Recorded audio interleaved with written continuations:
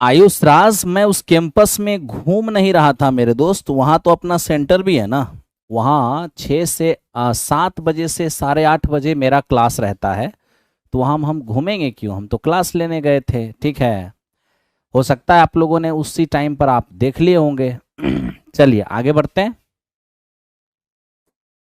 आज का हम लोग डिस्कशन स्टार्ट करते हैं। आप लोग जम करके मेरे दोस्त डिस्कशन को देखिएगा, ताकि काफ़ी आपको अच्छा लगेगा, ठीक है। एकदम जम करके मेरे दोस्त अपने अपने ग्रुप में, अपने अपने मित्र में इसे शेयर कर दीजिए, शेयर कर दीजिएगा, क्योंकि ये जो हम सेट आपको चला रहे हैं ये तमाम एग्जामिनेशन के लिए में ज़्यादा टाइम दीजिए। पेड बैच में ज़्यादा टाइम दीजिए, तो ज़्यादा टाइम तो देते ही हैं पेड बैच में, दिक्कत कहाँ है, हर बैच में ज़्यादा टाइम देते हैं। चलिए थैंक यू। आओ मेरे दोस्त शुरू करते हैं आज के डिस्कशन को। फर्स्ट क्वेश्चन है, यदि 6 अंकों वाली संख्या 24 के से विभाज्य हो तो PQ का मैक्सिमम मान क्या होगा। देखिए, अगर PQ का मैक्सिमम मान निकालना है तो वैसी स्थिति में हमें P को भी मैक्सिमम रखना होगा और Q को भी हमें मैक्सिमम ही रखना होगा, ठीक है मेरे दोस्त। ओके, अब देखना कि अगर कोई संख्या 24 का मल्टीपल है या 24 से डिविजिबल है तो वो 8 और 3 दोनों से डिविजिबल होगा, क्योंकि जो संख्या 24 से कटेगा वो 8 और 3 दोनों से कटेगा। अब देखिए, अब जो संख्या 8 से कटता है उसका आखिरी 3 अंक 8 से कटेगा, ठीक है। अब आखिरी 3 अंक 8 से कटेगा तो हम Q का क्या मान रखें कि आखिरी 3 अंक 8 से कट जाए। अब चूंकि Q को मैक्सिमम करना है तो आप बताइए किसी भी डिजिट का मैक्सिमम मान क्या होगा। तो डिजिट का मान 0 से 90 तक, सॉरी 0 से लेकर 9 तक होता है, यानी किसी डिजिट का मैक्सिमम मान मेरे दोस्त हमारा 9 हो सकता है। तो अगर हम Q का मान 9 रखेंगे तो हो जाएगा 994, 12 × 96 बचेगा 3, 3 पर 4 34, बिल्कुल भी 8 से नहीं कटेगा, इसका मतलब 9 संभव नहीं है। 8 रख के देखिए, अगर आप 8 रखते हैं तो 984, 12 × 96 बचेगा 2, 2 पर 4 24, 8 × 24, बिल्कुल मेरे दोस्त कट जाएगा, यानी कि Q का मान 8 यहां पर सेटिस्फाई हो गया। अब आप बताइए ये हमारा क्या है, 1 1 P, ये 9, Q का मान 8 हो गया और साथ में हमारा 4, ठीक है। अब आप बताइए, हम 8 की डिविजिबिलिटी लगा चुके हैं, अब किसकी डिविजिबिलिटी लगाएंगे, 3 की डिविजिबिलिटी। 3 की डिविजिबिलिटी, 3 के विभाज्यता के नियम के अनुसार कोई संख्या 3 से तभी कटेगा जब उसके अंकों का योग 3 से कटेगा। तो बताइए, 8 4 12 3 से कट रहा है, 9 भी 3 से कट रहा है, लेकिन ये तीनों का योगफल अगर हम करते हैं तो 2 + P हो जाएगा। क्या ये 3 से कट रहा है, बिल्कुल भी ये 3 से नहीं कट रहा है। अगर इसको 3 से कटना है तो P का मान क्या रखना होगा, तो चूंकि मुझे P को भी मैक्सिमम रखना है तो मेरे दोस्त किसी भी डिजिट का मैक्सिमम मान 9 होता है। अगर P का मान 9 रखते हैं तो 9 2 11 जो 3 से नहीं कटेगा, ये नहीं चलेगा। अगर 8 रखते हैं तो 8 2 10, ये भी 3 से नहीं कटेगा। अगर हम 7 रखते हैं तो 7 2 9, बिल्कुल 3 से कट जाएगा, यानी कि 7 मेरा चलेगा। तब तो हम कह देंगे कि सर P का मान 7 और Q का मान 8, यानी इस क्वेश्चन का आंसर होगा 56।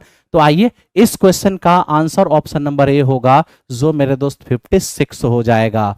झारखंड सीजीएल का भी क्वेश्चन करवाया जाए, बिल्कुल मेरे दोस्त एकदम सब कुछ इसके अंदर होगा, आप एकदम से टेंशन नहीं लीजिए, ठीक है। चलिए थैंक यू वेरी मच। ये था हमारा फर्स्ट क्वेश्चन। देखो मेरे दोस्त, ये 2 नंबर क्वेश्चन। अब ये देखिए, यदि a और b समीकरण x² + x - 2 = 0 के मूल हैं। अब इस द्विघात समीकरण के रूट हमारा a और b है, तो आप हमें वो द्विघात समीकरण बताइए जिसके एक मूल ये हो और दूसरा मूल ये हो, ठीक है। तो मेरे दोस्त एक काम करो ना, आप इस मूल को अल्फा कह दो और इस मूल को आप बीटा कह दो। तो जानते हो, जिस मूल का यूज करके कोई क्वाड्रेटिक हमसे पूछेगा तो क्वाड्रेटिक इक्वेशन होता है x² और minus sum of root into x और प्लस प्रोडक्ट ऑफ रूट, ठीक है। यानी x² माइनस मूलों का योग इंटू एक्स प्लस मूलों का गुणनफल। ओके, अब ये देखिए, ये हमारा ax² + bx + c = 0। अब जैसे ही आप इससे इसकी कंपैरिजन करते हैं, आप स्वयं देख लीजिए मेरे दोस्त, अगर हम कंपैरिजन करेंगे तो चूंकि इसका मूल a और b है तो हम कहते हैं कि मूलों का योग क्या होगा, तो मूलों का योग होता है माइनस बी बाई ए, तो b के जगह पर है 1 तो माइनस बी, और बाई ए है 1 तो हो जाएगा -1। मूलों का गुणनफल ये हमारा c बाई ए होता है, तो c है -2 और a हमारा 1 है तो ये -2 हो जाएगा। तो इस प्रकार आप देखेंगे मूलों का योगफल -1 हुआ और मूलों का गुणनफल हमारा -2 हो गया। ठीक है, तो आपने क्या किया, इस तरह से a प्लस बी फाइंड कर लिया और a इंटू बी फाइंड कर लिया। तो भैया a प्लस बी और a माइनस बी जो मैंने फाइंड किया, क्या उसका यूज यहां पर है? बिल्कुल है। अब देखिए ना, हमें वो क्वाड्रेटिक इक्वेशन चाहिए जिसके मूल 1/a प्लस 1/b और ये हमारा ए बी है। तो आप सोचिए जरा सा, क्या यहां हम एलसीएम लेंगे तो ए बी होगा, यहां आ जाएगा b और यहां आ जाएगा a, तो a प्लस बी का मान कितना -1 और a b कितना है अपना -2 है, यानी ये हमारा 1/2 हो जाएगा। रही बात a इंटू बी की, तो a इंटू बी निकाल चुके हैं हम -2, यानी कि हमें जो नया द्विघात समीकरण पूछा था उसका एक मूल आएगा 1/2 और दूसरा मूल है -2। तो आइए इस पर बैठाइए, x² minus alpha plus beta हम निकाल चुके हैं कितना, तो भैया अल्फा प्लस बीटा, तो एक मूल है आपका अल्फा 1/2 और बीटा है -2, तो ये हो जाएगा 1/2 और -2 इंटू एक्स प्लस ये मूलों का गुणनफल, तो एक मूल आपका 1/2 है और दूसरा मूल आपका है -2। क्यों? क्योंकि आपको यही दोनों मूल यूज करके नया क्वाड्रेटिक इक्वेशन पूछ रहा था। बराबर क्या हो जाएगा 0, तो x² ये -3/2, तो 3 माइनस माइनस प्लस 3/2x हो जाएगा, 2 से 2 कट जाएंगे, -1 बराबर 0। अगर हम यहां पर एलसीएम लेते हैं तो ये 2x² प्लस 3x -2 बराबर 0। तो इस तरह से इस क्वेश्चन का आंसर कौन सा हो गया, ऑप्शन नंबर बी हो गया। ये 2022 रेलवे के अंदर पूछा हुआ क्वेश्चन है।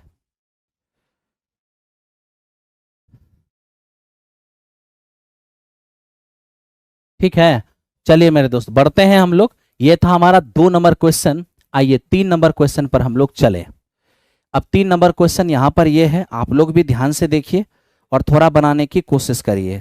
मैं आप लोगों को बस यही कहूंगा कि ये जो अभी मैं क्लास अभी आपके लिए कंटिन्यू किया हूं, इस क्लास का बहुत महत्व है, क्योंकि ये जो क्लास है मेरे दोस्त आपके एग्जामिनेशन में आपको बहुत बेनिफिट पहुंचाएगा, चाहे आप तैयारी किसी भी एग्जाम के कर रहे हों।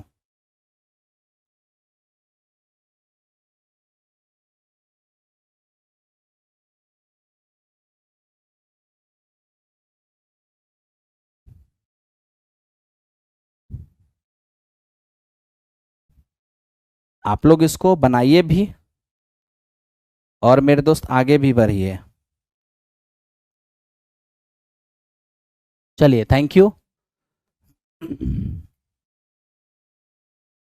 कह रहा है कि 1000 से कम कितनी प्राकृत संख्याएं हैं जो 5 या 7 से डिविजिबल हो लेकिन 35 से डिविजिबल नहीं हो। 1000 से कम का मतलब ये हुआ कि 1000 कंसीडर नहीं होगा, हम 999 तक कंसीडर कर सकते हैं। ठीक है मेरे दोस्त। दूसरा 5 या 7 से, तो याद रखना 5 और 7 से डिविजिबल की बात जब भी कोई करे तो 5 या 7 का मतलब होता है 5 से डिविजिबल प्लस 7 से डिविजिबल और माइनस 5 एंड 7 बोथ, यानी 5 और 7 दोनों से।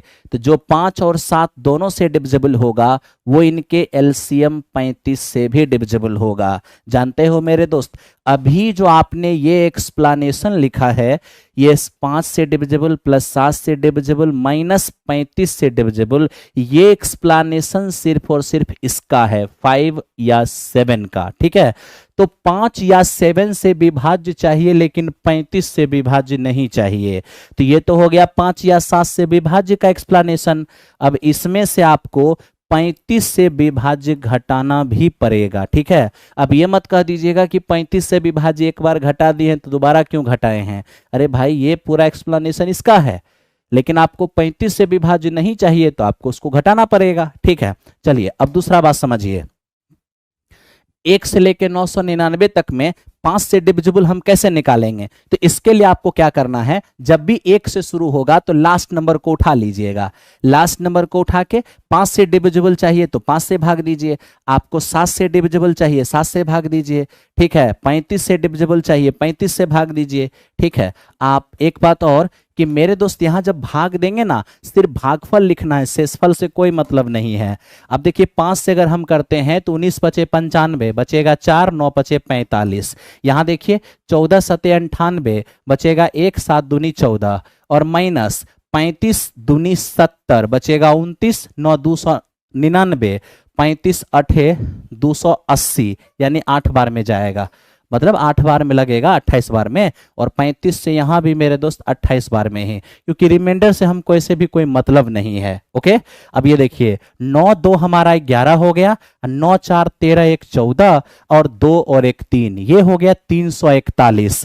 तो 341 में से हमें 28 28 56 घटाना होगा, तो फाइनली हमारा आंसर 285 आएगा, यानी इस क्वेश्चन का आंसर ऑप्शन नंबर ए हो जाएगा।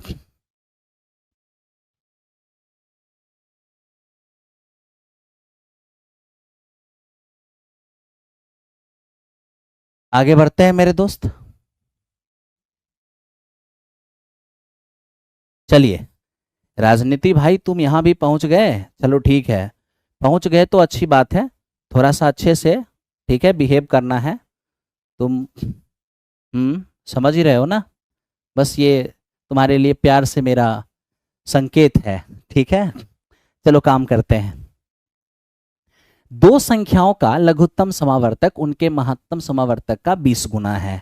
अब ये देखिए एलसीएम जो है वो एचसीएफ के 20 गुना के बराबर है, ठीक है मेरे दोस्त।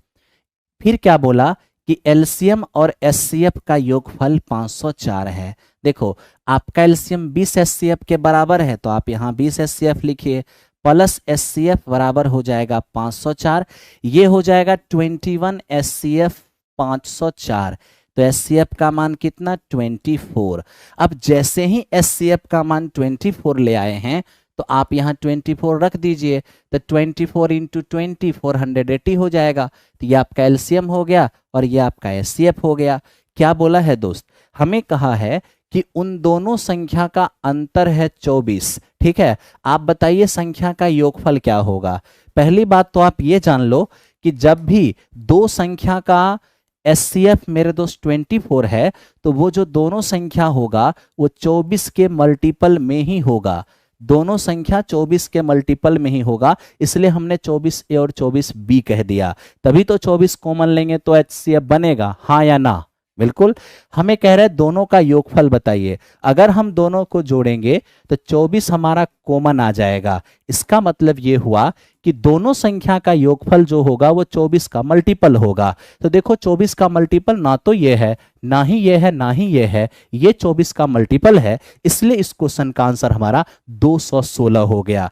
आई होप कि आपको यह बात भी समझ में आ रहा होगा।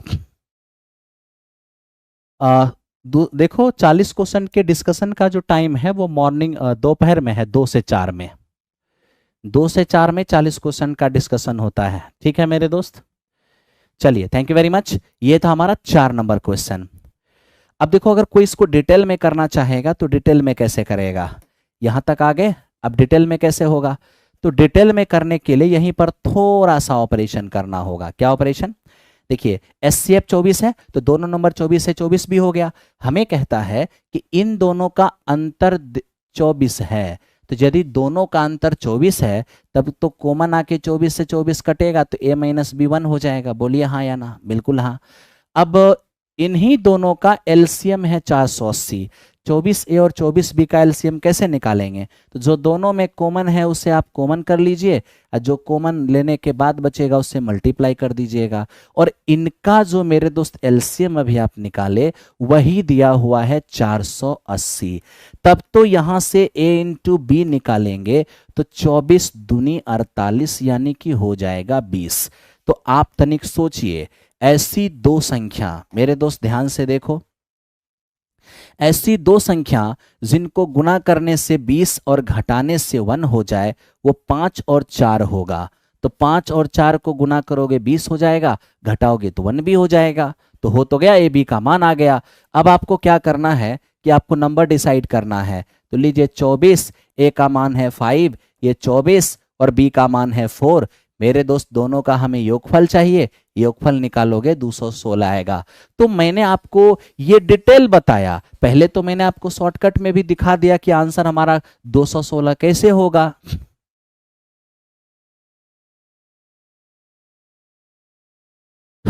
चलिए, थैंक यू वेरी मच।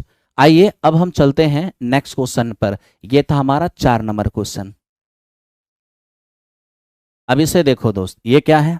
अब देखो, मैं आप लोगों को प्यार से एक बात फिर कहता हूं, ये जो सेशन है ये बहुत महत्वपूर्ण है, लेकिन आप लोगों की ये जो प्रेजेंटेशन है ये शोभनीय नहीं है। इसलिए थोड़ा आप भी एफर्ट लगाइए और फिर देखिए कि हमारे काम में और कितना आपके लिए निखार आता है। क्योंकि कहते हैं कि चाहत से ही कुछ होता है। आपकी चाहत होगी तो जान जरूर लगा देता है एक शिक्षक। ठीक है, ध्यान दो।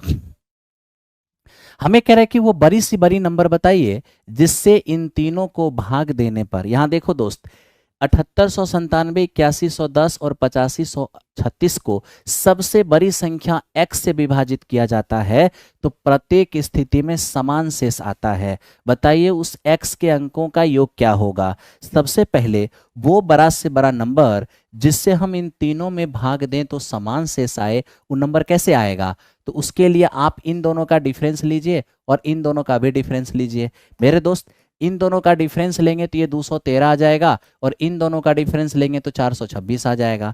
अब यहां पर देखिए, इन दोनों का डिफरेंस 213, इन दोनों का डिफरेंस 426। अब ये जो डिफरेंस आया है ना, आप बस इसका एचसीएफ ले लीजिए। अगर आप एचसीएफ लेने जाएंगे तो देखिए 213 है और ये 213 का डबल है, यानी दोनों में 213 कॉमन आएगा और जो दोनों में कॉमन आएगा वही तो हमारा एचसीएफ हो जाएगा।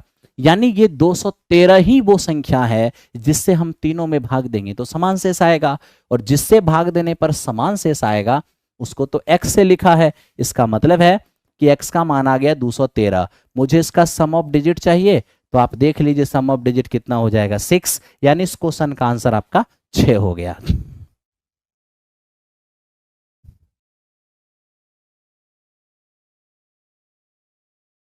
हो गया मेरे दोस्त। चलिए बढ़िए, अगले क्वेश्चन पे आते हैं। अगले क्वेश्चन को देखिए। देखो ये क्या लिखता है, ये लिखता है कि मॉड और मीडियन का डिफरेंस है 2। तो बताइए मीडियन एंड मीन का डिफरेंस क्या होगा, माध्यिका और माध्य का अंतर क्या होगा।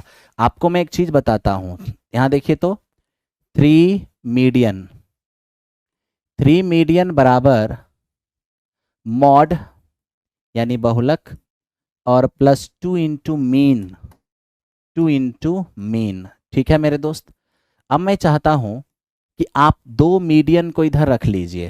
तो 2 मीडियन को अगर आप इधर रख लेते हैं और 2 मीन को इधर लेके आप आ जाते हैं तो मेरे दोस्त क्या होगा, तो इधर आपका पहले से मॉड है। ठीक है, अब 3 मीडियन में 2 मीडियन रख लिए हैं तो 1 मीडियन इस पर आके माइनस में हो जाएगा। तो लीजिए 1 मीडियन इस पर आके माइनस में हो गया। तो आप यहां देखिए दोनों में से 2 कॉमन आएगा, तो दोनों में 2 कॉमन आ गया तो 2 मीडियन और माइनस में मीन, यानी twice of median minus mean बराबर ये हमारा मॉड और माइनस में मीडियन। यानी आप यहां यही देख पा रहे हैं कि ये जो हमारे पास है, ध्यान दो मेरे दोस्त, 2 इंटू मीडियन माइनस मीन बराबर मॉड माइनस मीडियन, ये एक कंसेप्ट है और एक इसको दोनों को ध्यान रखना तो बहुत फायदे होंगे। अभी आप देखो क्या है, मॉड और माइनस मीडियन का डिफरेंस 2 है। ठीक है, तो देख लो मेरे दोस्त, बहुलक का मतलब क्या है, मॉड, और मीडियन माध्यिका का मतलब क्या है, मीडियन। ठीक है, तो देखिए तो बहुलक मॉड और मीडियन का डिफरेंस वहां पर 2 दिया है और आपसे मांगा है माध्यिका और माध्य का अंतर। तो आप क्या करेंगे, यहां पर 2 से 2 आपका कट जाएगा एक बार में।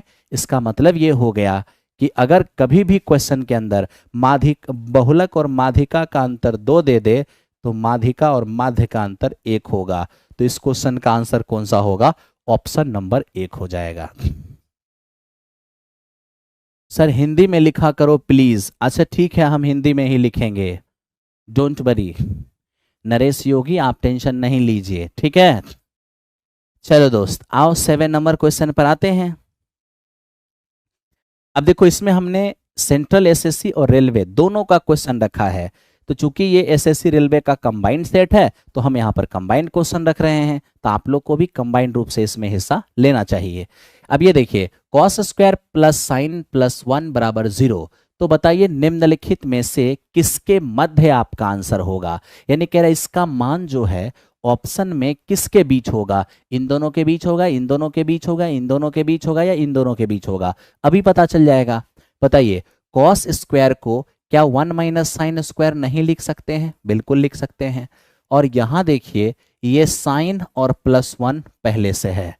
मेरे दोस्त मुझे ये बताओ अगर एक पर स्क्वायर भी दे दो तो कोई फर्क नहीं पड़ेगा, नहीं। तो ए स्क्वायर माइनस बी स्क्वायर बराबर क्या होता है, ए प्लस बी और इंटू ए माइनस बी, ठीक है। ए स्क्वायर माइनस बी स्क्वायर बराबर क्या होता है, ए प्लस बी और इंटू ए माइनस बी, और प्लस ये क्या है मेरा, ये हमारा है साइन प्लस 1 और बराबर कितने 0। अब आप इसको देखिए दोनों में 1 प्लस साइन, दोनों में 1 प्लस साइन कॉमन है, तो 1 प्लस साइन आप कॉमन कर लीजिए। यहाँ से क्या बचेगा, तो यहाँ से आपका बच जाएगा 1 माइनस साइन। अब 1 प्लस साइन कॉमन कर लिए हैं तो यहाँ कुछ भी नहीं, तो 1 बच जाएगा, बराबर 0 हो जाएगा। तो मेरे दोस्त इस तरह से आप देखिए साइन प्लस 1 0 के बराबर होगा, ठीक है, और ये 0 के बराबर होगा। तो ये क्या है 2 माइनस साइन, ये 0 के बराबर होगा। तो वैसी स्थिति में साइन का मान हमारा 2 हो जाएगा, ठीक है। और आप यहां पर देख लीजिए साइन का मान -1 हो जाएगा, ठीक है। अब आपको मैं एक चीज बताता हूं, साइन का रेंज -1 से 1 होता है, तो साइन का मान कभी भी 2 नहीं हो सकता है। तो ये सिचुएशन तो आप हटा दीजिए, ठीक है। अब बात इसकी होगी, तो देखिए साइन थीटा, साइन में -1 जो है 270 डिग्री का मान होता है। 270 का मतलब 3π/2, ठीक है, 90 गुना 3 270। तो साइन थीटा बराबर साइन 270, इसका मतलब थीटा बराबर हो जाएगा 3π/2, और 3π/2 को ही लिख सकते हैं 6π/4। और 6π/4 अगर आप देखिएगा तो इन दोनों के बीच में है, 5π/4 और 7π/4 के बीच में 6π/4 है, और किसी भी ऑप्शन के अंदर 6π/4 बीच में नहीं आ रहा है, ठीक है। तो ऑप्शन नंबर 20 क्वेश्चन का आंसर हो गया। ये तरीका था इस सवाल को बनाने का। अब आप में से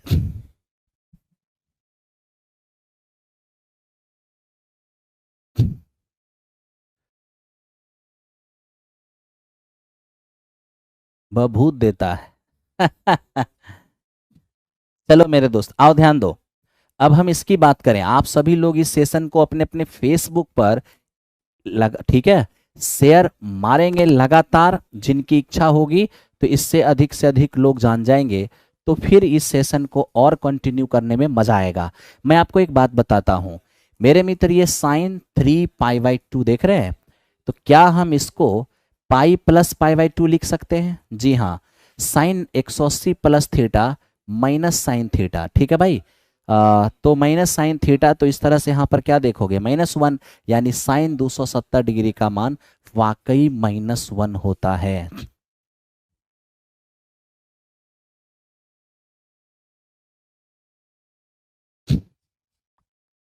चलो ध्यान दो, अब इस क्वेश्चन पे आ जाओ, बिल्कुल समझ में आएगा। अरे समझ में नहीं आने का तो कोई बात ही नहीं है, ठीक है। एक भाई कह रहा है कि सर आज मेरा मैथ का क्लास नहीं लिए थे मेरे मित्र, सुबह में मेरा तबीयत थोड़ा ख़राब था, ठीक है। तो वैसी स्थिति में ये जो सेट है ना, ये सेट ही आपके क्लास में दिया गया था, और भाई लोग ये सेट बना लिए थे, जहाँ पर मैं 8 नंबर क्वेश्चन तक डिस्कशन भी करा दिया था। 9 नंबर से अभी वो लोग डिस्कशन देखेंगे, तो आप लोग भी देखिए, आप लोग को भी अच्छा रहेगा। 270 का वैल्यू हम कैसे निकालेंगे सर?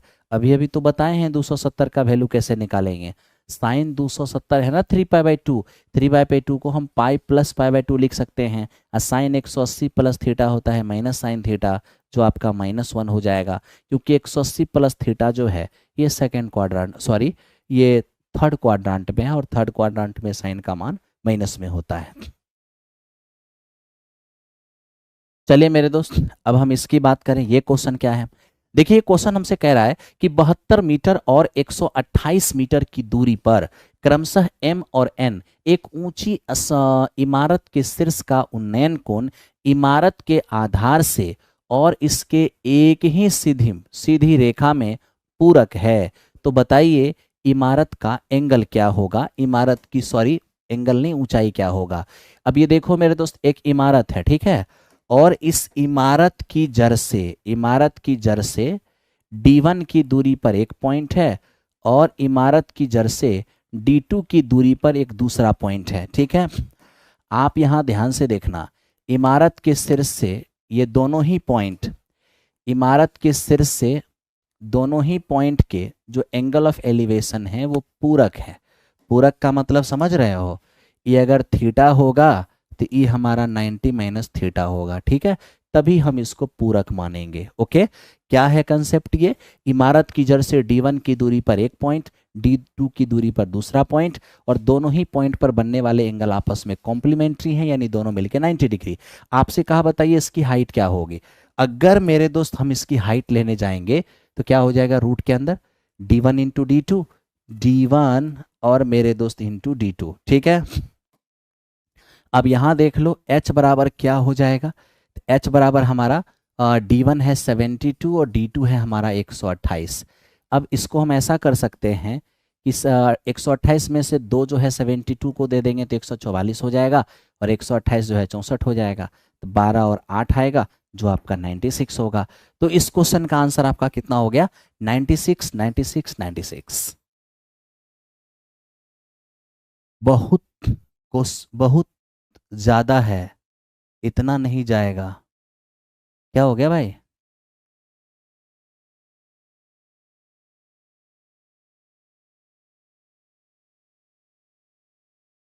अरे मेरे दोस्त कुरुक्षेत्र 4.0 का जो बैच है उसको महाभारत बैच लेने की क्या जरूरत है।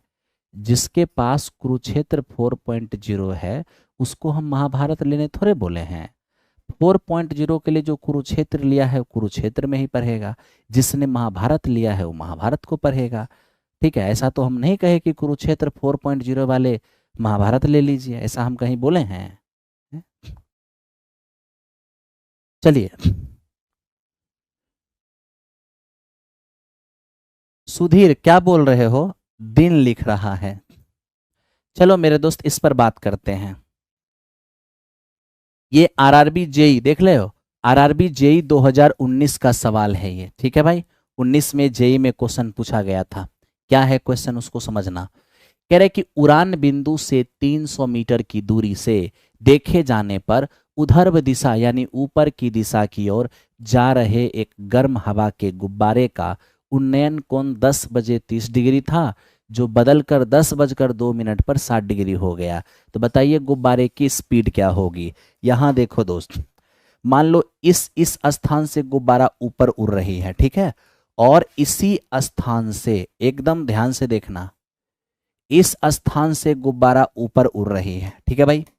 अब इस स्थान से गुब्बारा ऊपर उड़ रही है, इसी स्थान से 300 मीटर की दूरी पर, एकदम ध्यान से देखना, गुब्बारा ऊपर की ओर उड़ रही है, ऊपर की ओर, ठीक है, गर्म हवा से भरा हुआ गुब्बारा है, तो गुब्बारा ऊपर की ओर जा रहा है। इसी पॉइंट से 300 मीटर के डिस्टेंस पर यहां पर एक पर्सन है, ठीक है, और ये यहां से देखता है किसको, गुब्बारा को। मेरे दोस्त गुब्बारा उड़ते उड़ते उड़ते, एकदम ध्यान से देखना, गुब्बारा ऊपर उठते उठते जिस वक्त 10 बजता है, यानी कि 10 AM में पहली बार ये गुब्बारा को देखता है। तो जब ये गुब्बारा को देखेगा ना, तो कह रहा है कि इसके आंख पे जो उन्नयन कोण बनते हैं, इसके आंख पे वो 30 डिग्री बनते हैं, ठीक है, 30 डिग्री। ओके, तो देखिए 10 बजे 30 डिग्री, लेकिन 10 बज के 2 मिनट पर 60 डिग्री। अब यहां देखिएगा, अब से 2 मिनट के बाद, यानी जब 10 बजकर 2 मिनट हो रहा था, उस समय जब यहां से गुब्बारे को देखा गया तो मेरे दोस्त 60 डिग्री का एंगल पाया गया, ठीक है। हमसे यही पूछ रहा है इस गुब्बारे की चाल क्या होगी। तो गुब्बारे की चाल, तो गुब्बारा ऊपर की ओर जा रहा है ना, और चाल, किसी का भी स्पीड फाइंड करना होगा, स्पीड बराबर होता है डिस्टेंस अपॉन टाइम। तो मेरे दोस्त एक चीज तो तय है, यहां से यहां देखिएगा ध्यान से, यहां से यहां जाने का टाइम तो हम जान रहे हैं 2 मिनट, और 2 मिनट का मतलब क्या होता है 120 सेकेंड। तो समय तो हमको पता है, बस हमें पता क्या करना है, हमें पता करना है ये दूरी। अब देखो ये दूरी कैसे पता चलेगा, देखिए 30 डिग्री के लिए परपेंडिकुलर 1 और बेस हमारा √3, लेकिन 60 डिग्री के लिए, 60 डिग्री के लिए पूरा का पूरा जो आपका परपेंडिकुलर है वो कितना हो जाएगा, तो 60 डिग्री के लिए परपेंडिकुलर हो जाएगा आपका √3, और बेस कितना हो जाएगा आपका 1। अब मैं आपको ये समझाना चाहता हूं, मेरे दोस्त ध्यान से देखो, 30 डिग्री के कारण ये √3 हो गया और 60 डिग्री के कारण ये आपका 1 हो गया। क्या ये अच्छा लग रहा है? बिल्कुल भी नहीं, सेम होना चाहिए। तो ये √3 है तो आप इसको √3 बनाओ, उसके लिए √3 से गुना। अब इसमें √3 से गुना किए ना, तो आपको इसमें भी √3 से करना होगा। √3 इंटू √3 कितने हो जाएंगे? 3 हो जाएंगे। अरे बोलिए हाँ या ना, बिल्कुल 3 हो जाएंगे।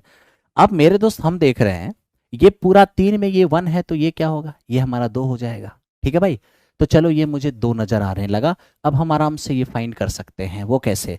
अब यहां से यहां जो मेरा √3 है ना, वो आपका 300 मीटर है।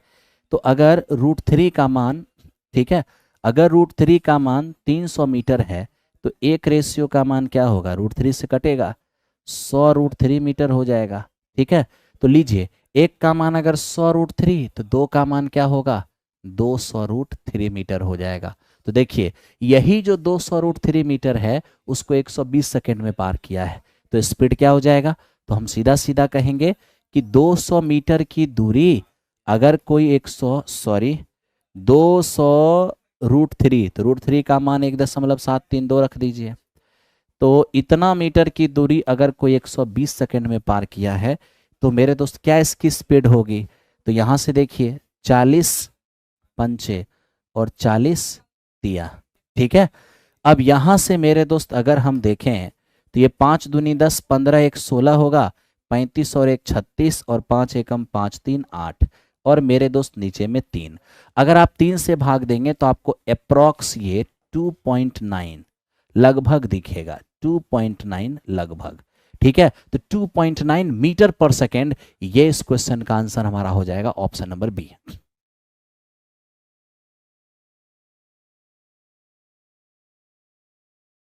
हम पर आप गुस्सा में काहे रहते हैं गुरुजी? अरे नहीं मेरे दोस्त, आपसे हम अत्यधिक प्यार करते हैं, है ना, आपसे हमें अत्यधिक स्नेह है, यही तो आपका दिक्कत है। आप मास्टर के स्नेह को उसका गुस्सा समझ लेते हैं, तो इसमें मास्टर की क्या कसूर है? अच्छा, एक बच्चा हमसे पूछ रहा है कि सर साइन 3000 का क्या हम कैसे वैल्यू निकाल पाएंगे? अच्छा यहीं पे निकाल दें, चलो यहीं पे निकाल देते हैं। अब मेरे दोस्त अब यहाँ पे देखो, आप हमसे कह रहे हो कि सर साइन 3000 डिग्री का मान क्या होगा। ठीक है, तो ये तो मेरे दोस्त साइन n इंटू 360 पे चलेगा, n इंटू 360, तो 360 को हम किससे गुना करेंगे कि 3000 के करीब पहुंचेगा। तो आप देखो ये 360 है ना मेरे दोस्त, अगर हम इसको यहाँ ध्यान से देखना, अगर इसको हम 8 से गुना करते हैं तो ये आपका 0, 8 छके 48, 8 तिया 24, और 24 4 हो जाएगा 28, यानी ये आपका 8 गुने 360 प्लस 120। क्या इसमें कोई तकलीफ है? नहीं होना चाहिए। अब आप मेरे दोस्त यहाँ देख लो, 2880 में अगर 120 जोड़ेंगे 300 हो जाएगा। ठीक है, अब यहाँ पे कंसेप्ट लगा दो, sine n into 360 plus theta, ये मेरे दोस्त हमारा हो जाएगा साइन थीटा। और आपको पता होना चाहिए कि ये जो हमारा साइन 120 है ये √3/2 होता है। फिर भी अगर इसको एक बार और चेंज करना चाहते हो तो कर सकते हो, साइन 90 प्लस 30, और साइन 90 प्लस 30 ये होगा कॉस 30, जो कि आपका √3/2 हो जाएगा। हम उम्मीद करते हैं कि ये चीज आपको समझ में आ गया होगा। रेलवे के लिए है ना सर? अरे भैया तो रेलवे के लिए नहीं है, तार आरबी जेई का क्वेश्चन हम क्यों करा रहे हैं, क्या बात करते हो मेरे दोस्त। ठीक है, चलो ये था हमारा 9 नंबर क्वेश्चन। आइए अब हम चलते हैं 10 नंबर पे। अब देखिए 10 नंबर क्वेश्चन क्या है हमारा। 10 नंबर क्वेश्चन कहता है कि एक इमारत के एक अर्धगोलाकार गुंबद को पेंट करना है। ठीक है। यदि गुंबद के आधार की परिधि 154 सेमी है, यदि पेंट करने की लागत 4 रुपये प्रति 100 सेमी स्क्वायर की दर है, और इस तो बताइए पेंट करने की लागत क्या होगी। मेरे दोस्त हम आपको एक चीज पूछते हैं, अर्धगोलाकार गुंबद है, यानी इस प्रकार का अर्धगोलाकार गुंबद होगा, ये इस तरह से गुंबद बना हुआ है, ठीक है, इमारत के ऊपर में। तो अगर इमारत के ऊपर में गुंबद बना हुआ है, इसका मतलब इसका जो बेस है वो तो इमारत से अटैच होगा। पेंट बेस को तो नहीं करेंगे, पेंट किसको करेंगे, इसके कर्व सरफेस एरिया को पेंट करेंगे, ठीक है भाई। हाँ, बाकी दिया हुआ क्या है, बेस की परिधि दिया हुआ है।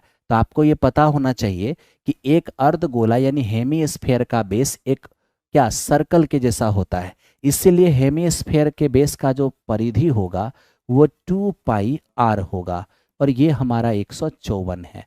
यहां से आप आर का मान निकालेंगे तो 22, ठीक है भाई, 22 सते 154। ओके, अब यहाँ 7 सते 49, 49/2 ये हमारा हो जाएगा, इतना सेंटीमीटर रेडियस हो जाएगा, ठीक है मेरे दोस्त। अब अगर हमें इसका कर्व सरफेस एरिया निकालना होगा जहां पेंट करना है, तो कर्व सरफेस एरिया तो 2 पाई आर स्क्वायर हो जाएगा। तो 2 ये 22/7 आर स्क्वायर करेंगे तो 49/2, और मेरे दोस्त ये 49/2 हो जाएगा। तो इतना क्या हो गया मेरे दोस्त, इतना हमारा जो आएगा वो तो हमारा सेमी स्क्वायर आएगा, लेकिन रेट क्या है, रेट हमारा है 100 सेमी स्क्वायर के लिए 4 रुपया है। तो बताओ जरा सा, एक सेमी स्क्वायर के लिए क्या होगा, 4/100 रुपया हो जाएगा। तो जब एक सेमी स्क्वायर के लिए 4/100 रुपया, तो इतना सेमी स्क्वायर के लिए क्या होगा, तो इसके लिए 4/100 से इसमें मल्टीप्लाई करना होगा। आप इसको मल्टीप्लाई कर लो, ठीक है भाई। अब इसे जैसे ही आप मल्टीप्लाई करने जाएंगे तो सबसे पहली बात 2 2 जब 4 तो कैंसिल आउट हो गया, 7 से 7 टाइम्स में ये भी हमारा चला जाएगा, तो ये 22 दूनी हो जाएगा 44, और ये कितने, तो 9 सते 63, 28 और 6 34, 343, और बट्टे क्या आ जाएगा 100। अब मेरे दोस्त हमको यहाँ पर ये देखना है, गुना करेंगे तो ये तो तय है कि डेसिमल के बाद 2 डिजिट होगा, और ये भी तय है कि 4 तिया 12 यानी कि यूनिट डिजिट 2 होगा। तो आप देखिए कौन सा ऐसा ऑप्शन है जिसमें दशमलव के बाद 2 डिजिट है और यूनिट डिजिट 2 है, तो वो सिर्फ और सिर्फ ऑप्शन नंबर हमें ए दिख रहा है, जिसमें 150.92 नजर आ रहा है, ठीक है, 92। चलो मेरे दोस्त आगे बढ़ते हैं, अगले क्वेश्चन पे चलते हैं। ये था हमारा 10 नंबर क्वेश्चन। अब इसको देख लो, देखो ये भी किस एग्जाम का क्वेश्चन है, आरआरबी जेई का क्वेश्चन है। अब आरआरबी जेई का क्वेश्चन है, और मेरे दोस्त ये 2019 का क्वेश्चन है, आरआरबी जेई 2019 का ये क्वेश्चन है, एकदम ध्यान से आपको देखना होगा मित्र। ये क्वेश्चन हमसे कह रहा है कि पी के साथ काम शुरू करके एक दिन छोड़कर काम करते हुए पी और क्यू किसी काम को 17 दिन में पूरा कर सकता है। यदि क्यू पहले दिन काम करता है, अच्छी बात है, समझ रहे हो मेरी बात क्या है, कि पी से शुरू किया है, यानी पी, अगर पी पहला दिन काम किया और एक एक दिन छोड़ के काम होगा, तो पी क्यू मिलकर कोई काम 17 दिन में कर सकता है। यह स्टेटमेंट यहीं पर समाप्त हो गया। लेकिन यदि काम की शुरुआत क्यू करता है, तो क्यू और पी मिलकर वही काम 53/3 दिन यानी 17 या 51 2/3, ठीक है भाई, 17 सहित 2/3 दिन में वही काम खत्म करेगा। तो बताइए अलग अलग प्रत्येक व्यक्ति काम खत्म करने में कितने टाइम लेंगे। बड़ा ही सिंपल बात है, अब पी से स्टार्ट करेगा और अल्टरनेट डे में करेगा, तो पहला दिन पी, दूसरा दिन क्यू, फिर से पी, फिर से क्यू, फिर से पी, फिर से क्यू, इस तरह से काम कर रहा है। जब इस तरह से काम कर रहा है तो काम 17 दिन में कंप्लीट हो जा रहा है, 17 डेज में। लेकिन अगर काम की शुरुआत क्यू कर रहा है, तो पहला दिन क्यू, फिर से पी, क्यू, फिर से पी, क्यू, फिर से पी, क्यू, फिर से पी, जब इस तरीके से काम हो रहा है, तो मेरे दोस्त इस स्थिति में ध्यान से देखना, काम हमारा 17 सहित 2/3 दिन में फिनिश हो रहा है, ठीक है। अब क्या करें, इसको थोड़ा देखना। अब हम यहां पर आपसे एक सवाल पूछते हैं कि जब PQ हो रहा है तो 17 दिन, QP हो रहा है 17 सही 2/3 दिन। तो मेरी एक बात याद रखना, जो पहला दिन आ रहा है, तीसरा दिन आ रहा है, पांचवा दिन आ रहा है, यानी ऑड में दिन आ रहा है, जो ऑड में दिन आएगा वो तो हमेशा ऑड में दिन आएगा, यानी पहला तीसरा पांचवा इस तरह से जो आएगा 17वां दिन तो वही आएगा। कहिएगा हाँ सर। तो देखिए, पहला तीसरा पांचवा सातवां नौवां 11वां 13वां 15वां 17वां, यानी 9 दिन। कहने का मतलब इस 17 दिन में 9 दिन उसको मिलेगा जो शुरू किया है, तो शुरू पी किया है तो 9 दिन पी काम करेगा। 17 दिन में 9 दिन अगर पी काम करेगा तो क्यू 8 दिन काम करेगा, है ना। तो 9 दिन पी 8 दिन क्यू, तो हमारा काम खत्म होगा। साथ ही साथ यही काम जब शुरू हमारा क्यू करे और क्यूपी हो, तो आप सोचिए फिर वही बात है, पहला दिन क्यू है, पहला दिन हमारा क्यू है, तीसरा दिन क्यू है, पांचवा दिन क्यू है, सातवां दिन क्यू है, ऑड में दिन क्यू है। तो जो पहला तीसरा पांचवा सातवां करते हुए आगे बढ़ेगा तो 17वां दिन भी तो वही आएगा। तो आखिर 17वां कौन सा ऑड है? 9वां ऑड है। कैसे? 1 3 5 7 9 11 13 15 17 9वां ऑड हो गया। इसका मतलब है कि 17वां दिन भी क्यू आएगा, यानी कि 9 दिन क्यू आएगा। तो फिर पी कितना दिन आएगा? 17.2/3 में 9 हटा दो तो बचेगा 8.2/3। इतना दिन कौन आएगा? इतना दिन आपका पी आएगा। ठीक है, आप इसको भी जोड़ लीजिए। अरे भैया, टोटल में क्यू का टाइम हटाइए, क्यू पी का टाइम आएगा। टोटल में से पी का टाइम हटाइए, क्यू का टाइम आएगा। तो जो काम इधर खत्म वही काम इधर खत्म है। ठीक है, तो आप यहाँ से देख सकते हैं 9p, उसको लेके आएंगे अगर तो हो जाएगा 24 और 2 26, 26/3p हो जाएगा। और 9q में 8q घटेगा तो q हो जाएगा। यहाँ 27 में 26 गया तो p/3 और ये हो जाएंगे q। मेरे दोस्त, आप ऐसा कर लो कि p/q कर लो, ये 3 चला जाएगा ऊपर में, 1 रहेगा नीचे में। यानी इस तरीके से आप देख पाओगे कि ये आपके PQ की इफिशियंसी है 3 और 1, यानी जितना समय में P 3 काम करता है उतना ही समय में Q 1। हालांकि इफिशियंसी यहाँ पर क्वेश्चन दिन में है तो दिन के अकॉर्डिंग होगा, P 1 दिन में 3 काम, Q 1 दिन में 1 काम। तो सबसे पहले टोटल वर्क निकाल लो। तो टोटल वर्क इधर भी फिनिश हुआ, इधर भी फिनिश हुआ, किधर से भी निकाल लो, इधर से ही निकाल लो। तो P 1 दिन में 3 काम करता है और Q 1 दिन में 1 काम करता है, इस तरह से 35 हो जाएगा। यानी आप मेरे दोस्त समझ गए, आप ये बात समझ चुके हैं, एकदम मेरी बात को ध्यान से देखना, आप ये समझ चुके हैं P की क्षमता 3 और Q की क्षमता 1 और टोटल काम 35। अगर 35 काम आप P से कराएंगे तो P की क्षमता है 3 तो 35/3 दिन लगेगा। अगर आप Q से कराएंगे तो टोटल काम है 35 और Q की क्षमता है 1 तो 35 दिन लगेगा। यानी Q 35 और P हमारा 35/3। तो देखिए ना, Q हमारे लिए 35 हो जाएगा, अब P 35/3। ऑप्शन नंबर डी इस क्वेश्चन का आंसर आएगा। बहुत ही शानदार ये क्वेश्चन है आपके लिए। अब इसको थोड़ा देखिए, ये क्या है मेरे दोस्त? ये हमें कहता है कि ABC में AD लंब है BC पर और BE लंब है AC पर। हमें यह भी कहा गया कि AD और BD एक दूसरे को F पर काटता है। साथ ही साथ कहा कि BF AC के बराबर है। तो बताइए ABC का मान क्या होगा? अब आप इसको देख लीजिए थोड़ा ध्यान से कि ये हमारे पास क्या है, ये हमारे पास ABC एक त्रिभुज है। ठीक है, A, B और C ये अपना एक ट्रायंगल है। इसमें मेरे दोस्त AD लंब है BC पर, तो लीजिए AD लंब हो गया आपका BC पर, साथ ही साथ BE लंब AC, BE लंब हमारा AC पर, और ये दोनों एक दूसरे को कहां पर काट रहे हैं? ये दोनों एक दूसरे को F पर काट रहे हैं। ठीक है, ओके।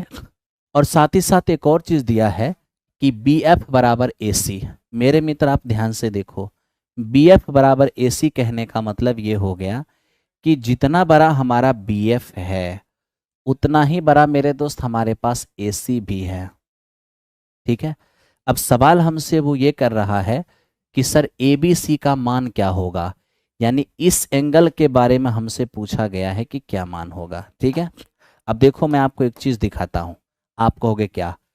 अब कैसे हम इस एंगल का मान निकाल लेते हैं वो टेक्निक देखिए। ये साइड और ये साइड इक्वल है, ठीक है भाई। एक काम हम कर सकते हैं, कहोगे वो क्या। ये आपका 90 है ना, इसको थीटा कह दो, तो ये क्या होगा आपका, ये 90 माइनस थीटा हो जाएगा। अब ये थीटा है तो वर्टिकली अपोजिट एंगल से भी थीटा होगा। ये 90 ये थीटा, तो ये आपका हो जाएगा 90 माइनस थीटा। अब ये देख लो, इस ट्रायंगल में आ जाओ, ये आपका 90 है, ये आपका 90 माइनस थीटा है, श्योर आपका ये थीटा हो जाएगा। अरे ये 90 माइनस थीटा ही तो थीटा ही हो जाएगा। आप कहोगे हाँ जी सर। अब क्या करना है, अब मेरे दोस्त आप बात सिर्फ और सिर्फ इसकी करो, बी डी और एफ, ठीक है, और साथ ही साथ त्रिभुज ए डी और सी, ई दोनों की बात करो। बी डी एफ इस ट्रायंगल की और ए डी सी इस ट्रायंगल की, ई दोनों की बात करते हैं, ठीक है। अब देखिए इसमें क्या हो रहा है, पहले ये समझिए। ये जो हमारा बी डी सी है ना, एक एंगल 90 है, और ए डी सी में एक एंगल इधर भी 90 है, ठीक है भाई। अब यहाँ देखते रहना, एकदम मैं आपको जो कह रहा हूँ उस पर ध्यान से एकदम देखना। क्या, ये छोटे से त्रिभुज में आप देख रहे हो D90 है, अच्छी बात है, और इस ABC में भी हमारा D ही 90 है। फिर देखना इसी ट्रायंगल में B हमारा है 90 माइनस थीटा, लेकिन इस ट्रायंगल में A है हमारा 90 माइनस थीटा। इस ट्रायंगल में F है हमारा थीटा, और इस बड़े ट्रायंगल में देखो C है हमारा थीटा। तो इस ट्रायंगल के तीनों एंगल इसके तीनों एंगल के बराबर, तब तो ये सिमिलर हो गया, ठीक है, ये सिमिलर हो गया, समरूप हो गया। लेकिन मेरे दोस्त ये ध्यान रहे कि आपका जितना बड़ा BF है उतना ही बड़ा AC है। तो याद रखना कि दो सिमिलर ट्रायंगल में, ये ट्रायंगल और ये ट्रायंगल सिमिलर है, दो सिमिलर ट्रायंगल में अगर एक पेयर साइड इक्वल हो जाए, ठीक है, दो सिमिलर ट्रायंगल में एक पेयर साइड इक्वल हो जाए, कॉरेस्पॉन्डिंग साइड इक्वल हो जाए, तो वो सिर्फ सिमिलर नहीं सर्वांगसम भी हो जाता है। देखिए ना क्वेश्चन में पहले से ही लिखा BF बराबर AC। तो ये त्रिभुज और ये त्रिभुज सिमिलर तो साबित हो चुका है, लेकिन इस ट्रायंगल में देखो 90 के सामने जो BF है और इस ट्रायंगल में भी 90 के सामने जो AC है, इसको बराबर तो क्वेश्चन ही बोल दिया है ना। तो याद रखना जब दो ट्रायंगल सिमिलर होते हैं और उनमें अगर कॉरेस्पॉन्डिंग साइड लेंथ में इक्वल हो जाए, तो फिर वो सिमिलर नहीं, सिमिलर के साथ साथ कॉन्ग्रुएंट भी हो जाता है। तो आज ये छोटा सा ट्रायंगल और ये बड़ा सा ट्रायंगल क्या हो चुका है, कॉन्ग्रुएंट यानी सर्वांगसम।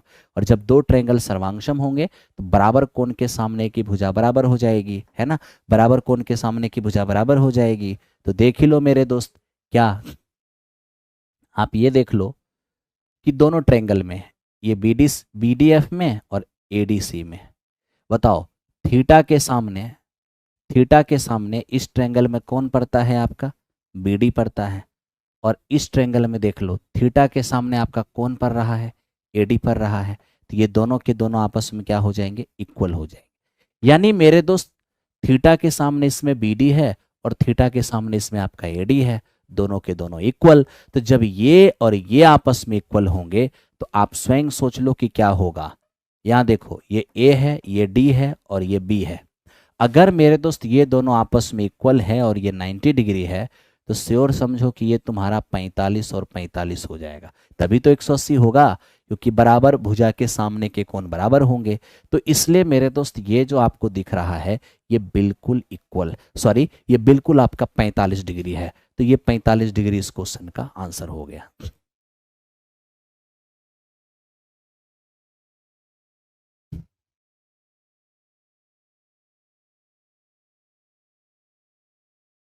ठीक है मेरे दोस्त, चलो आगे बढ़ते हैं।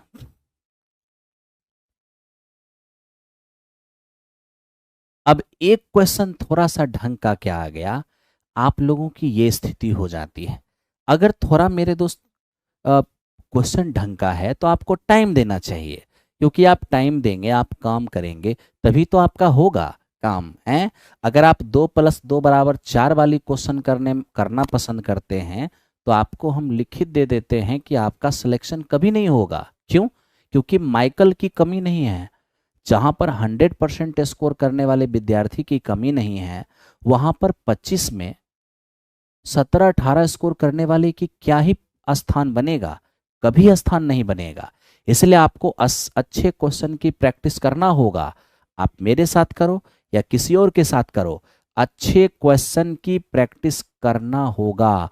अगर आप नहीं करते हो तो आप समझो कि आप सिलेक्शन से बाहर हो। ठीक है, चलो मेरे दोस्त बढ़ते हैं। इसको देखो, किसी घन के किनारों की लंबाई का योग वर्ग के परिमाप के 4 गुने के बराबर है।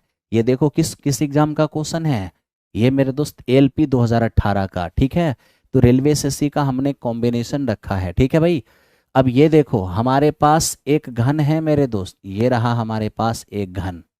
ठीक है, अब घन की भुजा को मैं ए मान रहा हूं। ठीक है, साथ ही साथ हमारे पास एक स्क्वायर है, ये रहा एक स्क्वायर।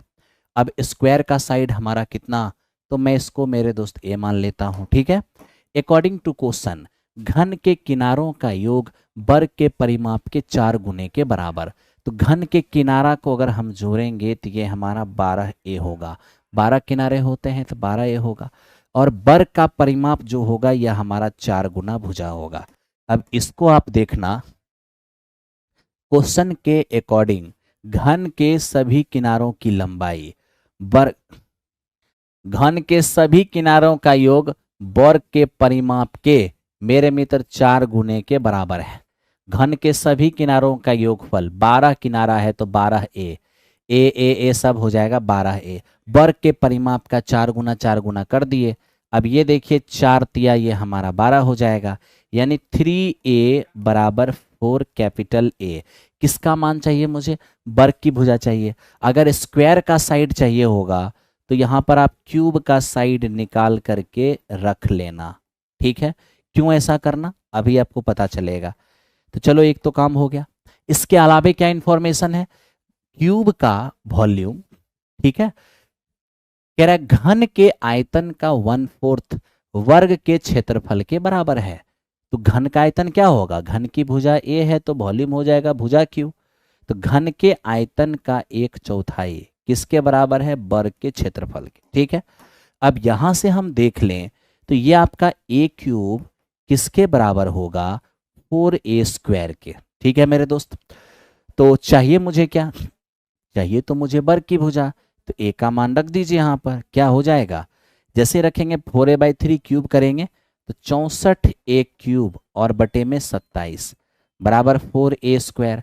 अब मेरे दोस्त आप यहां से देखो कि a² से आपका a² चला गया, ये 4 से मेरे मित्र ये 16 बार में भी कट जाएगा। फाइनली ए बराबर 27 इधर आके न्यूमेरेटर में और 16 के डिनोमिनेटर में। इस तरह से हम लोग देख रहे हैं 27/16, ये इस क्वेश्चन का आंसर हो गया है 27/16। ठीक है, चलिए ये हो गया 13 नंबर क्वेश्चन। अब 14 नंबर को देखिए, ये क्या है, ये कह रहा है 28 सेमी त्रिज्या वाले वृत्त के त्रिज्यखंड का क्षेत्रफल 112 है, तो त्रिज्यखंड के संगत चाप की लंबाई क्या होगा। मेरे दोस्त आप लोग एकदम ध्यान से चीजों को समझो और परखो कि यहां पर क्या हो सकता है। ठीक है, आप सबको पता होना चाहिए त्रिज्यखंड का क्षेत्रफल क्या होता है। त्रिज्यखंड का क्षेत्रफल θ/360 πr², ये भी मेरे दोस्त हमारा क्या होता है, सेक्टर का एरिया, त्रिज्यखंड का एरिया। साथ ही साथ आपको ये पता होना चाहिए कि 1/2 L/r, ये भी आपके सेक्टर का ही एरिया होता है, ये भी सेक्टर का ही एरिया होता है। आप ही सोचिए 1/2 L आप नहीं जानते, लेकिन आप रेडियस जानते हैं 28 और बराबर सेक्टर का एरिया है 112। यहाँ से आप देख लीजिए 28 चौको 112। ठीक है, तो आपका L बराबर क्या होगा, 2 चौको 8। क्या मेरे मित्र, 2 चौको 8, तो L का मान आपका 8 हो जाएगा। इस प्रकार इस क्वेश्चन का आंसर क्वेश्चन नंबर 8 हो गया।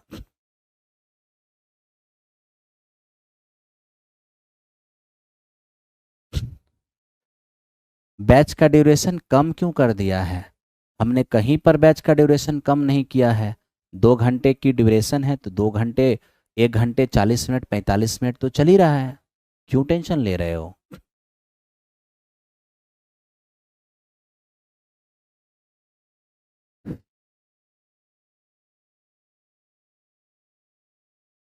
चलो मेरे दोस्त, अब इसको देखो, ये क्या है।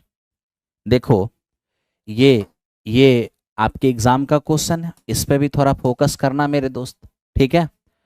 अब देखो यहाँ पे क्या कहता है ये, एक समबाहु त्रिभुज एबीसी की भुजा 6 सेंटीमीटर है। यदि 1 सेंटीमीटर रेडियस वाले एक सर्कल त्रिभुज के भीतर किनारों के साथ बना हुआ है, तो वृत्त के केंद्र यानी सर्कल के सेंटर कितना साइड वाला समबाहु त्रिभुज बनाएगा।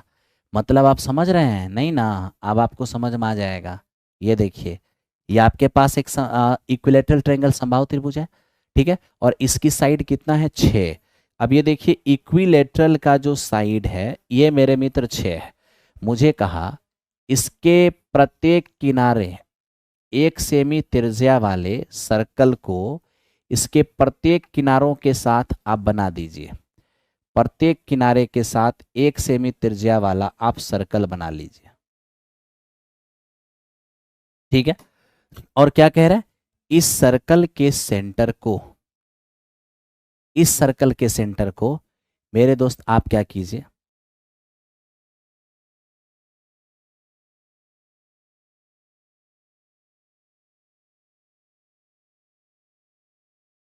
इस सर्कल के सेंटर को मिलाइए और इससे जो समबाहु त्रिभुज बनेगा, बताइए उसकी भुजा क्या होगी। अब देखिए कितना आसान है।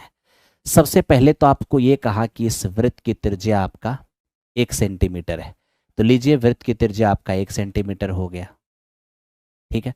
अब मैं आपसे ये पूछता हूं कि मेरे मित्र सेम चीज तो इधर भी होगा, त्रिज्या स्पर्श रेखा पर लंब होगी, 1 सेमी हो जाएगा, हो गया। हाँ, अब मेरे दोस्त यहां पर क्या करना होगा, इस समबाहु त्रिभुज की भुजा निकालने के लिए हमें यहां से यहां तक का लेंथ जानना होगा, क्योंकि ये एक रेक्टेंगल की रोल प्ले करेगा। जो इतना दूर जो लंबाई होगी यही इसकी साइड होगी। क्यों? क्योंकि ये एक आयत की तरह काम करेगा, तो आयत के आमने सामने की भुजा बराबर होती है, तो जो ये होगा वही हमारा ये होगा। अरे बोलो ना हाँ या ना, बिल्कुल। तो अब हम यहाँ पर हमें क्या देखना होगा मेरे दोस्त कि ये क्या हो जाता है, इसके लिए थोड़ा ऑपरेशन करना होगा। एक काम कर लो, ऑपरेशन हम आपको कर देते हैं यहीं पर। अब देखिए कैसे ऑपरेशन करेंगे मेरे मित्र। पहले देखिए कि यहाँ पर एक सर्कल बना हुआ है और एक सर्कल ऐसा है, एकदम ध्यान से, एक सर्कल ऐसा है जिसकी त्रिज्या आपका क्या है, 1। अब देखो त्रिज्या स्पर्श रेखा पर लंब होती है तब तो ये 1 सेमी हो जाएगा। कहोगे हाँ जी सर। समबाहु त्रिभुज के कारण प्रत्येक कोण सिर्फ प्रत्येक से 60 डिग्री का एंगल बनता है, ये भी आपको पता होगा। और मेरे दोस्त आप ये भी जान लो, बाह्य बिंदु से वृत्त पर खींची गई स्पर्श रेखा की लंबाई एक समान होती है, जितना बड़ा ये उतना ही बड़ा ये, ठीक है। साथ ही साथ जब आप सेंटर से इसको मिलाते हैं तो यहाँ वाली एंगल आपका बाइसेक्ट हो जाता है, यानी जो आपका 60 है वो मेरे दोस्त 30 और 30 हो जाएगा, ठीक है भाई। अब देखिएगा यहाँ पर, अब ये 30 है ना और ये समकोण त्रिभुज है। 30 के लिए क्या पढ़ते हैं, किसी भी समकोण त्रिभुज में अगर एक एंगल 30 है तो 30 के सामने लंब कितने, 1, और आधार कितने, √3, कर्ण 2 होता है। तो ये जो लंब 1 है ना वो आपको 1 सेमी दिया हुआ है, तो अगर एक का मान 1 सेमी है तो √3 का मान क्या हो जाएगा, √3 सेमी हो जाएगा। इसका मतलब यहाँ से यहाँ आपका √3 सेमी हो गया, यानी मेरे दोस्त ई जो है, ई आपका √3 सेमी हो गया, ठीक है। अब √3 सेमी यहाँ से यहाँ तक हो गया, ठीक है। उसी तरह से मेरे दोस्त ये भी आपको नजर आएगा √3 सेमी यहाँ से यहाँ तक, ठीक है। अब देखिए पूरा 6, अब पूरा 6 में ये √3 और ये √3, तो ये क्या होगा, ये होगा 6 माइनस √3, 2√3 को आप हटा दीजिए, ठीक है। तो ये आपका होगा 6 माइनस 2√3। और जब ये 6 माइनस 2√3, तो इसके अपोजिट में ये भी हमारा हो जाएगा 6 माइनस 2√3। तो इस तरह से इस क्वेश्चन का आंसर हमारा 6 माइनस 2√3 नजर आएगा, ठीक है। 6 माइनस 2√3 टिल एग्जाम तक।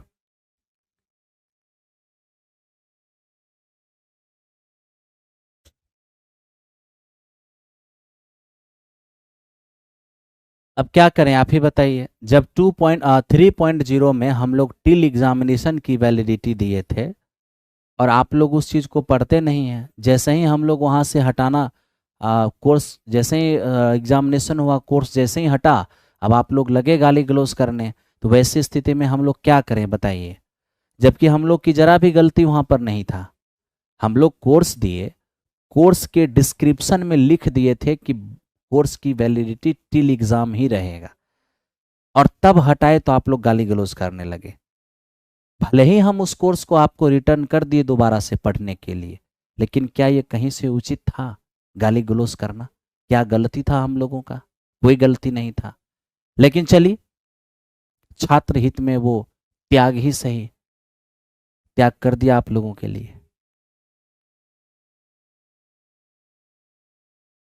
क्योंकि आप लोगों ने बहाना बनाया कि थंबनेल पर आप कहाँ लिखे थे, आप स्पष्ट नहीं किए थे। तो क्या करें, हम लोग मजबूर हो जाते हैं, आप लोग अनाप शनाप बोलने लगते हैं। इसलिए पहले से ही क्लियर कर दिया गया है, टिल एग्जामिनेशन वैलिडिटी रहेगा हर कोर्स की। अब मेरे दोस्त इसको देखो, ये क्या है, इसको ध्यान से समझिए। एक साइकिल के पहिए की त्रिज्या 42 सेमी है, 25 सेकंड में 40 चक्कर लगाता है, तो इसकी गति क्या होगा? मेरे दोस्त देखिए, जब भी किसी चीज का स्पीड फाइंड करना होता है तो स्पीड बराबर होता है डिस्टेंस अपॉन टाइम। ठीक है, डिस्टेंस अपॉन टाइम। अब ये देखो, साइकिल का एक पहिया है, ठीक है, और इस पहिए की त्रिज्या कितनी है? इस पहिए की त्रिज्या है 42 सेमी। ठीक है, आज अगर हम इसकी गति निकालना है तो सबसे पहला सवाल ये है, हमें ये तो जानते हैं कि 25 सेकंड का टाइम, 25 सेकंड तक ये पहिया क्या किया है? चला है। तो अगर ये पहिया 25 सेकंड तक चला है तो 25 सेकंड में कितना दूरी तय किया है, ये दूरी जानना होगा, क्योंकि जब तक हम डिस्टेंस नहीं जानेंगे तब तक हम स्पीड निकाल ही नहीं सकते हैं। तो डिस्टेंस कैसे पता चलेगा? तो ये देखो मेरे दोस्त, जिस पहिए की त्रिज्या 42 सेमी है, अगर हम उस पहिए को एक चक्कर चलवाएंगे तो एक चक्कर में कोई पहिया कितना दूरी तय करेगा? एक चक्कर में उतना ही डिस्टेंस ट्रेवल करेगा जितना उसके चारों तरफ की लंबाई, यानी सरकमफेरेंस। और सरकमफेरेंस क्या होता है? 2 पाई आर। तो लीजिए 2 पाई और आर, ये हो गया आपका एक राउंड में ट्रेवल डिस्टेंस। तो एक राउंड में ट्रेवल डिस्टेंस हो गया, अच्छी बात है। लेकिन अगर हम 40 राउंड की बात करेंगे तो 40 से मल्टीप्लाई करना होगा, 40 से मल्टीप्लाई, है ना, इतना सेम ही हो जाएगा। तो मेरे दोस्त टोटल टोटल अगर हम यहाँ से देख लें 7 6 42, तो फाइनली हमें नज़र क्या आएगा? ये 44 और गुने में ये 240, इतना मेरे दोस्त हमें सेमी नज़र आएगा। ठीक है, और क्वेश्चन हमें क्या कहा है? किलोमीटर पर आवर में। एक काम कीजिए, आप पहले इसको मीटर में बदल लीजिए।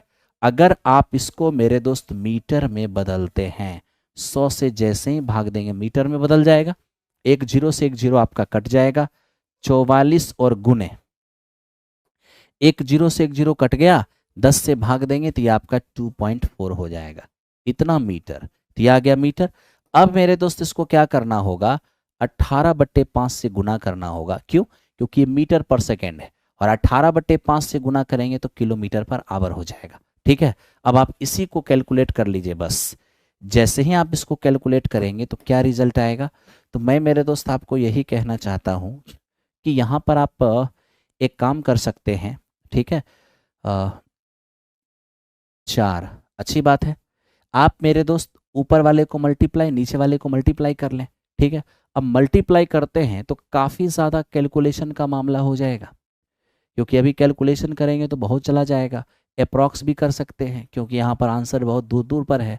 अगर अप्रॉक्स करते हैं तो 44 और इसको 2.5 मान लो, कितने हो जाएंगे?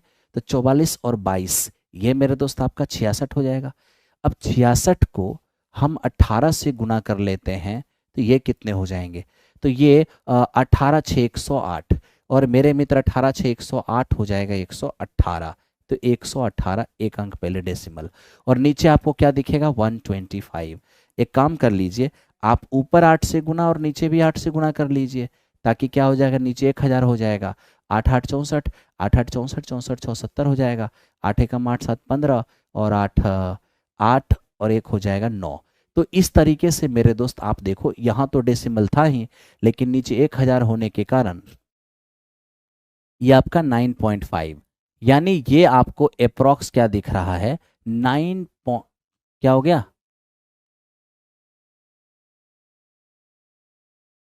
क्या हो गया मेरे दोस्त?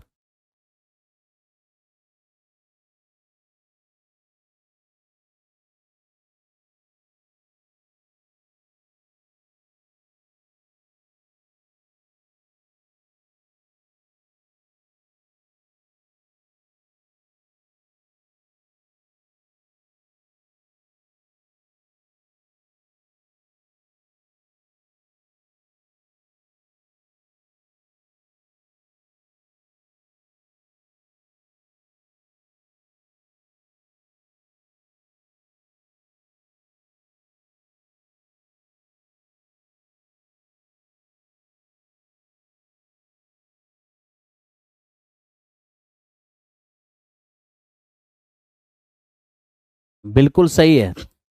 आप मेरे दोस्त इसे कैलकुलेट करना और कैलकुलेट करके चेक करना कि क्या आंसर आता है। आप इसे जैसे ही कैलकुलेट करके चेक करोगे, क्या हो गया, कैलकुलेशन प्रॉब्लम हो गई कि नहीं सर?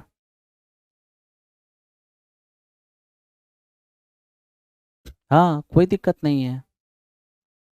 आप इसको कैलकुलेट करिएगा, 15.2 आएगा। उस समय कैलकुलेशन में कहीं मिसिंग लगता है, हो गया था। 15.2 आएगा। आप पहले कैलकुलेट करके कंफर्म हो जाइए, क्या ये सही है 15.2 या सही नहीं है।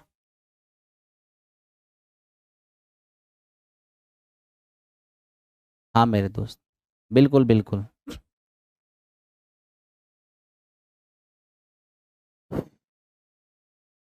चलिए ध्यान दीजिए,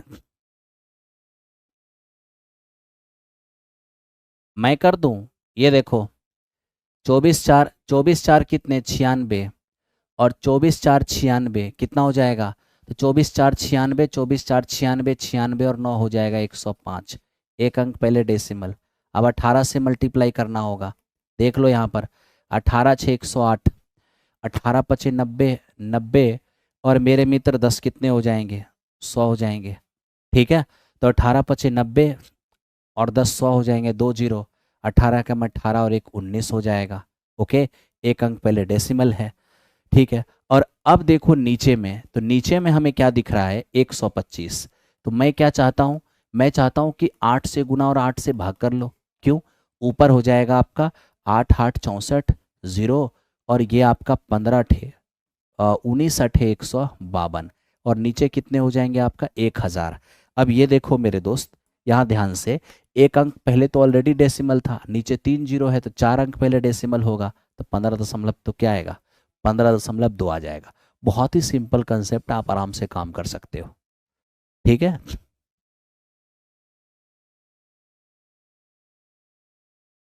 हाँ हाँ, बिल्कुल बिल्कुल। चलो आगे बढ़ते हैं। अब इसको देखो मेरे दोस्त, ये क्या है? देखो, ये ग्रुप डी का क्वेश्चन है।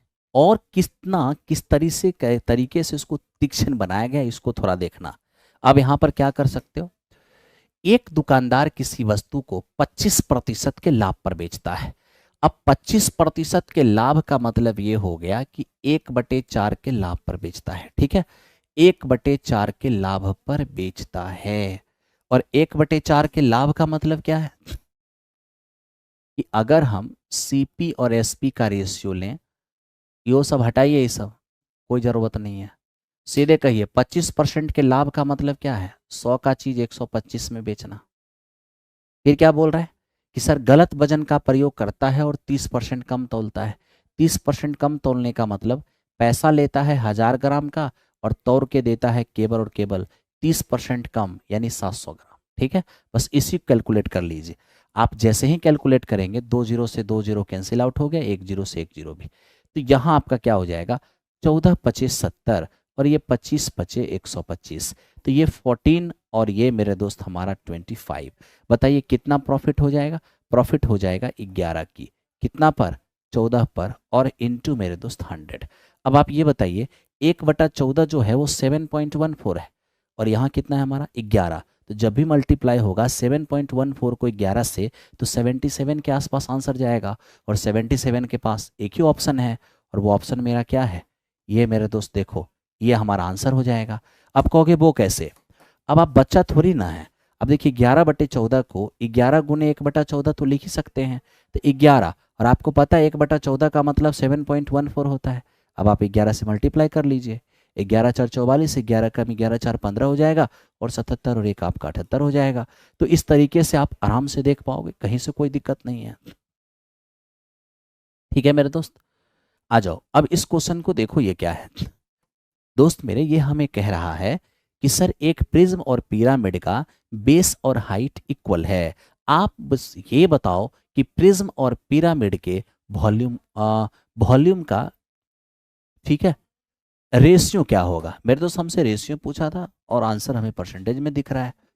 तो आज अब देख रहे हैं कि प्रिज्म और पिरामिड का बेस भी इक्वल है, हाइट भी इक्वल है, वॉल्यूम की बात करेगा तो आपको पता होना चाहिए कि प्रिज्म का जो वॉल्यूम होता है बेस का एरिया, ठीक है, सीधा सीधा आप समझिए कि बेस एरिया और इनटू हाइट, बेस एरिया और इनटू हाइट ये हमारा प्रिज्म का वॉल्यूम है। लेकिन 1/3, और अब ये देखिए बेस एरिया और इनटू हाइट ये हमारा पिरामिड का वॉल्यूम है। अब दोनों को अगर देखेंगे, क्योंकि बेस एरिया सेम है और हाइट भी सेम है, तो हमारा ये क्या हो जाएगा 3:1 हो जाएगा। यानी इस क्वेश्चन का आंसर जो है 3:1 आएगा। ऑप्शन में परसेंटेज पता नहीं कहाँ से आ गया, ठीक है, तो ऑप्शन यहाँ पर ये मिस्टेक रहा है। ठीक है भाई, चलो थैंक यू। तो इस क्वेश्चन का आंसर हमारा क्या हो गया 3:1, 3:1। अब इसको देखो, ये क्या है अपना एनटीपीसी स्टेज 2 2022 का क्वेश्चन है। अब देखो ये क्वेश्चन क्या है, कह रहा है सेब के रस और संतरे के रस वाले एक मिश्रण में 20% सेब का रस था। दोनों रस को एक अन्य मिश्रण में जिसमें 30% संतरे का रस था, दोनों को एक निश्चित अनुपात में मिलाया जाता है, जिसकी वजह से निर्मित नए मिश्रण में सेब और संतरे का रेशियो 4:3 हो जाता है। अंतिम मिश्रण में पहले मिश्रण और दूसरे मिश्रण का अनुपात क्या होगा, मतलब किस रेशियो में से मिलाया गया। ठीक है, अब देखिए दो मिक्सचर है। अब यहां पर हमसे क्या पूछा है, दिया निष्कर्ष क्या है, ये जो निष्कर्ष दिया है सेब और संतरे, ठीक है।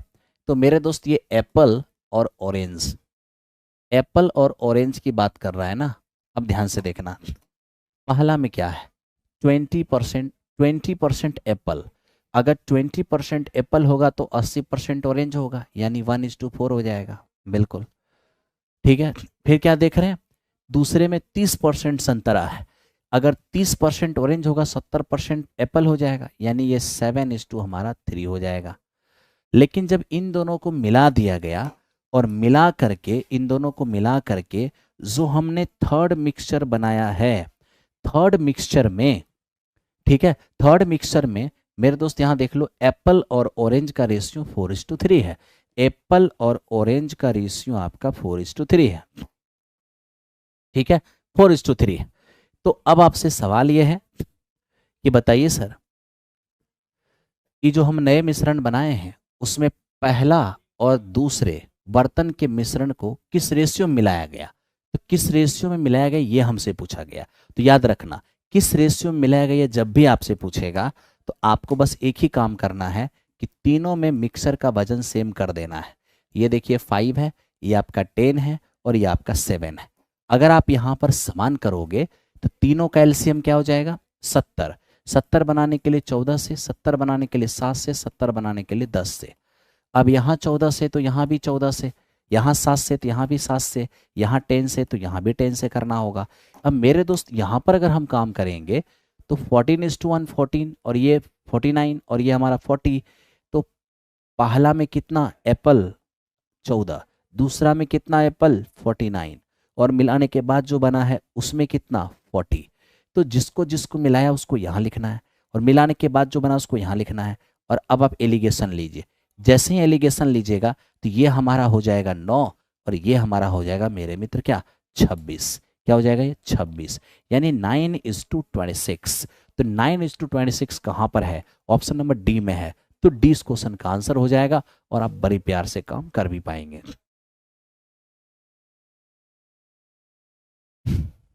देखिए ये जो आपकी क्लास है ना, इस क्लास का बेनिफिट आपको हर जगह पे मिलेगा, हर जगह पर आपको इस क्लास का बेनिफिट मिलेगा, क्योंकि हर चैप्टर से मैं इसके अंदर क्वेश्चन रखता हूँ। ठीक है, चलो अब आ जाओ 20 नंबर क्वेश्चन को करते हैं, देखते हैं ये क्या है। अब देखिए हमसे कहा गया कि p को प्रत्येक संख्या 8, 6, 2 और 9 में से घटाया जाए तो इस क्रम में ये आपस में प्रोपोर्शन बनाएगी। तो 3p माइनस 6 और 9p माइनस 4 को के बीच का मीन प्रोपोर्शन क्या होगा। अब यहां देखना, एक नंबर हमारे पास 8 है, एक 6 है, एक नंबर 2 है और एक नंबर हमारे पास 9 है। ठीक है, ये हम देख पा रहे हैं 4 नंबर अपने पास है। अब इस 4 नंबर में मेरे दोस्त एकदम ध्यान से देखना कि ये हमारे पास 4 नंबर है, क्या 8, 6, 2 और 9। कह रहा है इनमें से क्या घटा दे। एकदम ध्यान से देखना, इन सब में से क्वेश्चन के अकॉर्डिंग p घटा रहा है और कह रहा है इन सब में से p घटाऊंगा तो ये प्रोपोर्शन बनाएंगे। तो मेरे दोस्त इन चारों में क्या घटाएं या क्या जोड़ने से प्रोपोर्शन बनाएगी, अगर आपको वो फाइंड करना होगा तो बड़ी सिंपल वे में फाइंड कर सकते हो। इन चारों में कुछ जोड़ने से या कुछ घटाने से अगर ये प्रोपोर्शन बनाएगी तो क्या जोड़ने या घटाने से प्रोपोर्शन बनाएगी वो आप आराम से निकाल सकते हो। कैसे? फर्स्ट और लास्ट का प्रोडक्ट 72, सेकेंड और थर्ड का प्रोडक्ट ये आपका 12। मतलब क्या हुआ, आउटर आउटर इनर इनर का जो प्रोडक्ट है उसका रेशियो आप न्यूमरेटर में रखिए, फिर उन्हीं को ऐड करके यानी 8 और 9 ये 17 और 6 और 2 8, इन्हीं के डिफरेंस को आप डिनोमिनेटर में रखिए। तो ऐसी स्थिति में हो क्या जाएगा मेरे दोस्त, यहाँ पे 60 और यहाँ पे क्या नजर आएंगे, ये नजर आएंगे 9, यानी आप देखोगे 20/3। मतलब प्रत्येक में से 20/3 अगर घटाया जाएगा तो प्रपोर्शन बनाएगी। आप 20/3 घटा के देख लो, बिल्कुल प्रपोर्शन बनाएगी। कैसे हम निकालने बोले हैं, बाहर बाहर अंदर अंदर गुना करके डिफरेंस ऊपर लिखना है और उन्हीं को जोड़ करके डिफरेंस नीचे लिखना है, यानी कि मल्टीप्लाई करके डिफरेंस आपको ऊपर लेना है। ठीक है, लेकिन मेरे दोस्त आपको ऐड करके डिफरेंस नीचे लेना है और डिवाइड कर देना है। इससे जो वैल्यू आएगा ये वही वैल्यू है जिसको इन सब से घटाया जाए तो प्रोपोर्शन बनाएगी। ठीक है, तो आपने p का मान फाइंड कर लिया। अब आपसे क्या कहा है, 3p और -6, ठीक है, एंड 9p और माइनस में 4। तो आप क्या करिए, ये 3p, ये जो p का मान 20/3 है, 20/3 रखिएगा ये 14 आएगा और यहाँ पर 20/3 रखिएगा तो 60 - 4 ये आपका 56 आएगा। हमें कह रहे हैं इन दोनों का मीन प्रोपोर्शन बताइए। अब दो नंबर का मीन प्रोपोर्शन क्या होता है, दोनों को मल्टीप्लाई करके स्क्वायर रूट, तो यही आपका क्या हो जाएगा, मीन प्रोपोर्शन। ठीक है, तो देखिए दोस्त मेरे, ये हो जाएंगे 14 और दूनी 28, तो 28 इस क्वेश्चन का आंसर हो गया। बड़े आराम से आप 28 लेके आ जाओगे। ठीक है, ये था हमारा 20 नंबर। आइए अब हम 21 नंबर क्वेश्चन की ओर ले चलते हैं। अब देखिए 21 क्या है अपना। अब 21 हम देख रहे हैं, हाँ पहले आप लोगों से बात कर ले। आप लोग मेरे दोस्त मुझे ये बताओ कि रेलवे और एसएससी की जो मैं सीरीज स्टार्ट किया हूं, क्या आप लोग इस सीरीज को चाहते हो कि चले? पहले आप ये बताओ, क्योंकि देखो जितना मेहनत मुझे इसके अंदर लगता है, इतना मेहनत अगर मैं किसी दूसरे एग्जामिनेशन के लिए कर दूं तो फिर चीजें बहुत अलग हो जाएगी, है ना।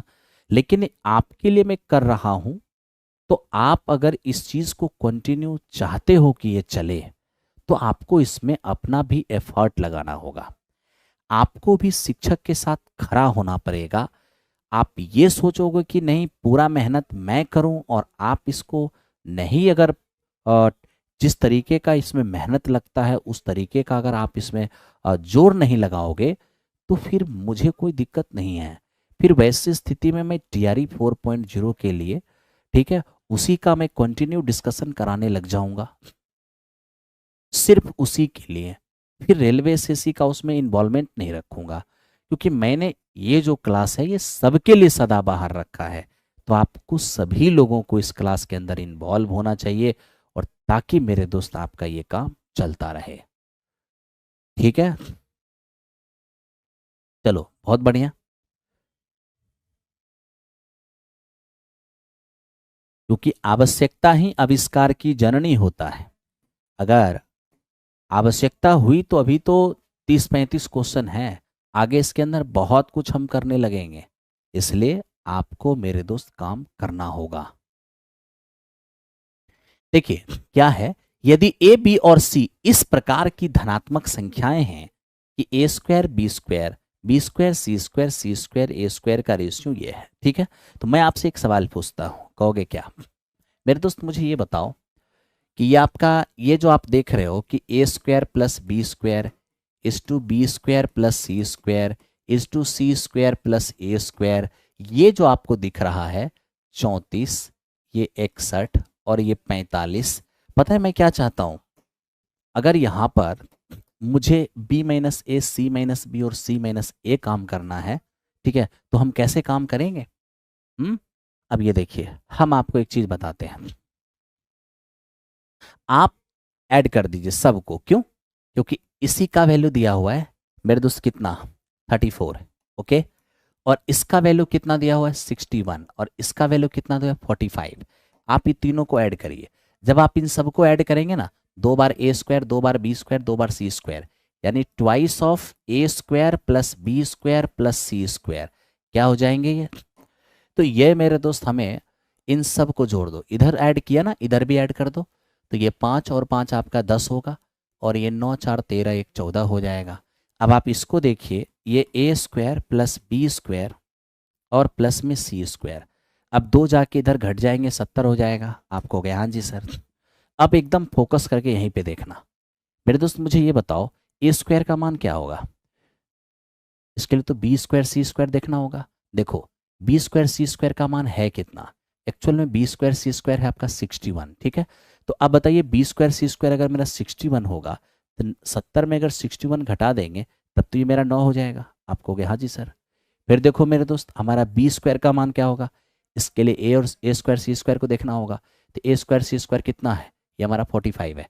अगर ये मेरा 45 होगा, मतलब ए स्क्वायर सी स्क्वायर अगर 45 होगा, तो 70 में अगर 45 को घटा देंगे तब तो ये मेरा 25 आ जाएगा। आपको हो गया हाँ जी सर। अब बताओ सी स्क्वायर क्या होगा? अरे मेरे दोस्त देख रहे हो इसको, ये 34 है, 70 में 34 घटा दो तो ये आपको 36 नजर आएगा, ठीक है। तो आप देख रहे हो फाइनली ए स्क्वायर का मान 9 है तो ए का मान 3 हो जाएगा, बी स्क्वायर का मान 25 है तो ए का मान, बी का मान 5 होगा, सी स्क्वायर का मान 36 है तो सी का मान हमारा 6 हो जाएगा। तो इस तरीके से आप ए बी सी फाइन कर लिए, ठीक है। अब ये देखिए, मुझे बी माइनस ए करना है तो 5 माइनस 3 हो जाएगा। फिर देखो मुझे सी माइनस बी करना है तो 6 माइनस 5 हो जाएगा, और फिर मुझे सी माइनस ए करना है, सी है 6 ए है 3, तो 6 माइनस 3 हो जाएगा। तो ये हमारे पास 2 1 और 3, यानी इस क्वेश्चन का आंसर हमारा 2 1 और 3 बड़े काम से आप कर सकते हो।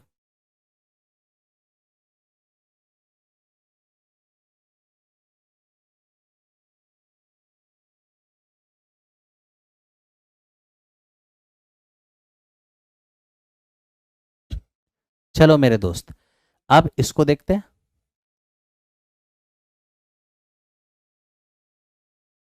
अब ये 22 नंबर क्वेश्चन देखो मेरे दोस्त, ये क्या है?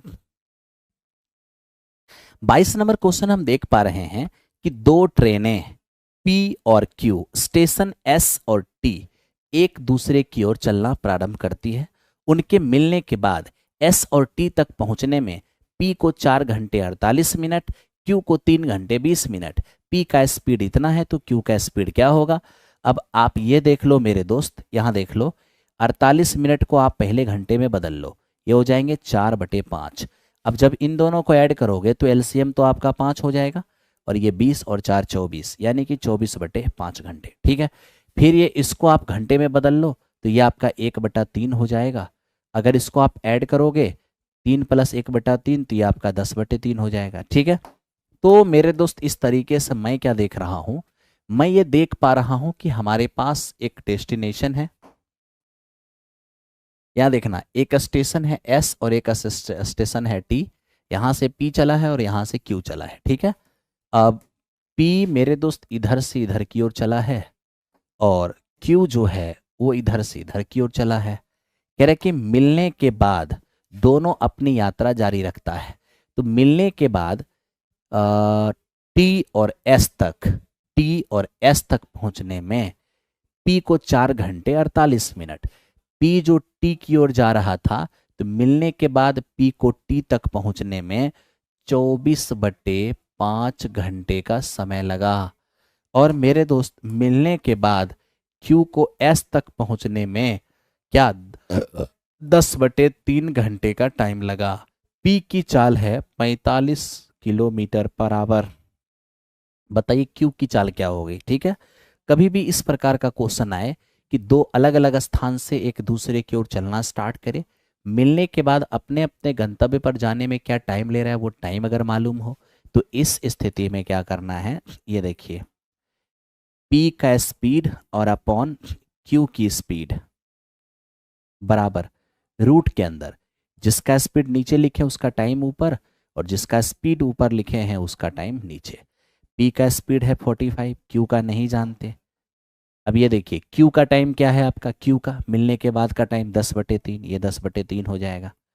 और P का टाइम क्या है आपका 24/5।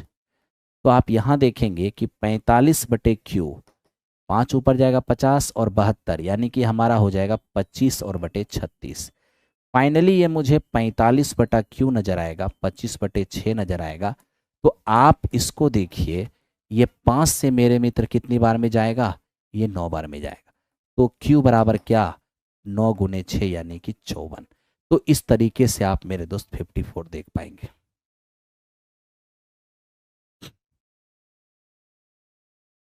ठीक है, 54 आप देख पाएंगे।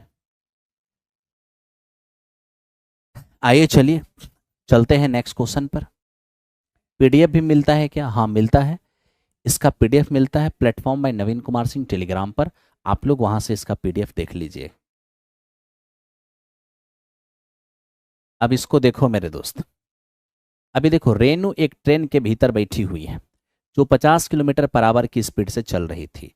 एक की लंबाई की तिगुनी लंबाई की एक अन्य ट्रेन बी जो विपरीत दिशा से उसे 15 सेकंड में पार करती है। बी की चाल 58 है, तो एक की लंबाई क्या होगा। अब देखिए एक ट्रेन है मेरे दोस्त ए, और ट्रेन ए में बैठी है रेनू। अब एकदम ध्यान से देखना, इस ट्रेन में कौन बैठी है, तो इस ट्रेन में मेरे दोस्त रेनू बैठी है। ठीक है, अब देखो हुआ क्या है।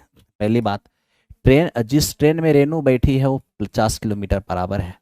इसके अपोजिट डायरेक्शन से एक दूसरा ट्रेन आ रहा है, ठीक है, और उसका स्पीड कितना है, तो उसका स्पीड है आपका 58 किलोमीटर पर आवर। ठीक है, अब 58 की स्पीड से वो आ रहा है। ओके मेरे दोस्त, इधर 50 की स्पीड से जा रहा है और वो 58 की स्पीड से आ रहा है। ठीक है, हमें कह रहा है कि रेनू जिस ट्रेन में बैठी है ना, ट्रेन ए में, उसे तिगुने लंबाई की, तिगुना मतलब इसकी लंबाई x मीटर मान लेंगे तो ये 3x मीटर हो जाएगा। तिगुने लंबाई की एक दूसरी ट्रेन भी आ रही है। रेनू जिस ट्रेन में बैठी है उसकी लंबाई की तिगुनी लंबाई की एक दूसरी ट्रेन जो अपोजिट डायरेक्शन से आ रही है। तो ये जो ट्रेन आ रही है ना, ये रेनू को पार कर रही है कितने देर में, 15 सेकंड में। ठीक है, तो जानते हो आज ये ट्रेन भी रेनू को पार की है 15 सेकंड में। और आप लोगों को पता होगा कि अगर कोई ट्रेन किसी दूसरे ट्रेन को पार करे तो अपने साथ साथ उसकी लंबाई, लेकिन अगर कोई ट्रेन किसी व्यक्ति को पार करे या कोई व्यक्ति किसी ट्रेन को पार करे, तो इस स्थिति में जो डिस्टेंस ट्रेवल होता है ये उसी ट्रेन का डिस्टेंस ट्रेवल होता है जिसको व्यक्ति ने पार किया या जो ट्रेन किसी व्यक्ति को पार किया। तो आज ट्रेन बी इस व्यक्ति को पार की है, ट्रेन बी ने रेनू को पार किया है, तो यहाँ जो डिस्टेंस ट्रेवल हुआ होगा वो बी की ही लंबाई रहा होगा, यानी डायरेक्ट हम बी की लंबाई निकाल पाएंगे। ठीक है भाई, तो देखो लंबाई मतलब दूरी, दूरी बराबर 4 गुना समय, इधर से 50 उधर से 58, 108 किलोमीटर पर आवर का स्पीड काम कर रहा है। इस स्पीड से ट्रेन बी ने ये स्पीड काम कर रहा है। ठीक है, और ट्रेन बी ने रेनू को पार किया कितना, 15 सेकेंड में, तो 15 सेकेंड हो गया। इसको आप 5/18 से गुना कर दो। जैसे ही 5/18 से गुना करेंगे तो ये हमारा क्या हो जाएगा, ये हमारा हो जाएगा मीटर पर सेकेंड, सेकेंड सेकेंड चला गया, 18 6 108। यानी फाइनली यहाँ पर क्या हो जाएगा, ये आपके पास 30 और 30 15 450। तो 450 जो है वो बी की लंबाई है, और बी की लंबाई हमें मालूम कितना है 3x। तो x का मान क्या हो जाएगा 150, तो 150 हमारे x का मान हो जाएगा। तो लीजिए हमारा 150 हो गया। ठीक है, तो चलिए इस क्वेश्चन का आंसर हमारा 150 हो जाएगा। कोई समस्या है, नहीं होना चाहिए। ठीक। चलो मेरे दोस्त, अब हम इसको देखते हैं एकदम ध्यान से।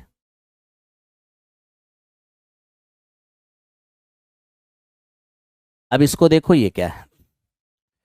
ये मेरे दोस्त हमारे पास 24 नंबर क्वेश्चन है। बेहद शानदार और जानदार सवाल है। पाइप सिस्टम की सीजीएल टाइप 2 2022 में पूछा हुआ है। और इस प्रकार का क्वेश्चन रेलवे ग्रुप डी 2018 में पूछा था, इसी टाइप का क्वेश्चन जो आप प्रीवियस ईयर में जाएंगे तो आप देख लेंगे। तो चलिए इस पर थोड़ा सा हम लोग काम करते हैं। क्या है क्वेश्चन वो देखिए। कह रहा है कि दो पाइप ए और बी किसी टंकी को 1.5 घंटे और सॉरी, ये 1.5 घंटे नहीं है, ये क्या हो रहा है।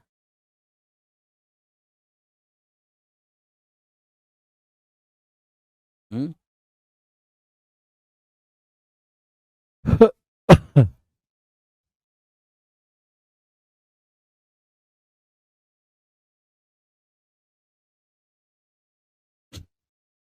रुक जाओ मेरे दोस्त, यहाँ पर ये 1.5 घंटे नहीं, यहाँ पर 25 घंटे, ये 1.5 घंटे नहीं है। 1 मिनट वेट कर लो। हाँ, बहुत कम ऑनलाइन स्टूडेंट है, ये मैं देख रहा हूँ। टेंशन की कोई बात नहीं है।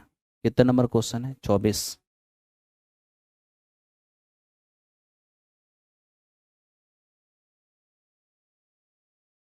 इसके डाटा में प्रॉब्लम है थोड़ा सा, इसलिए वेट कर लो।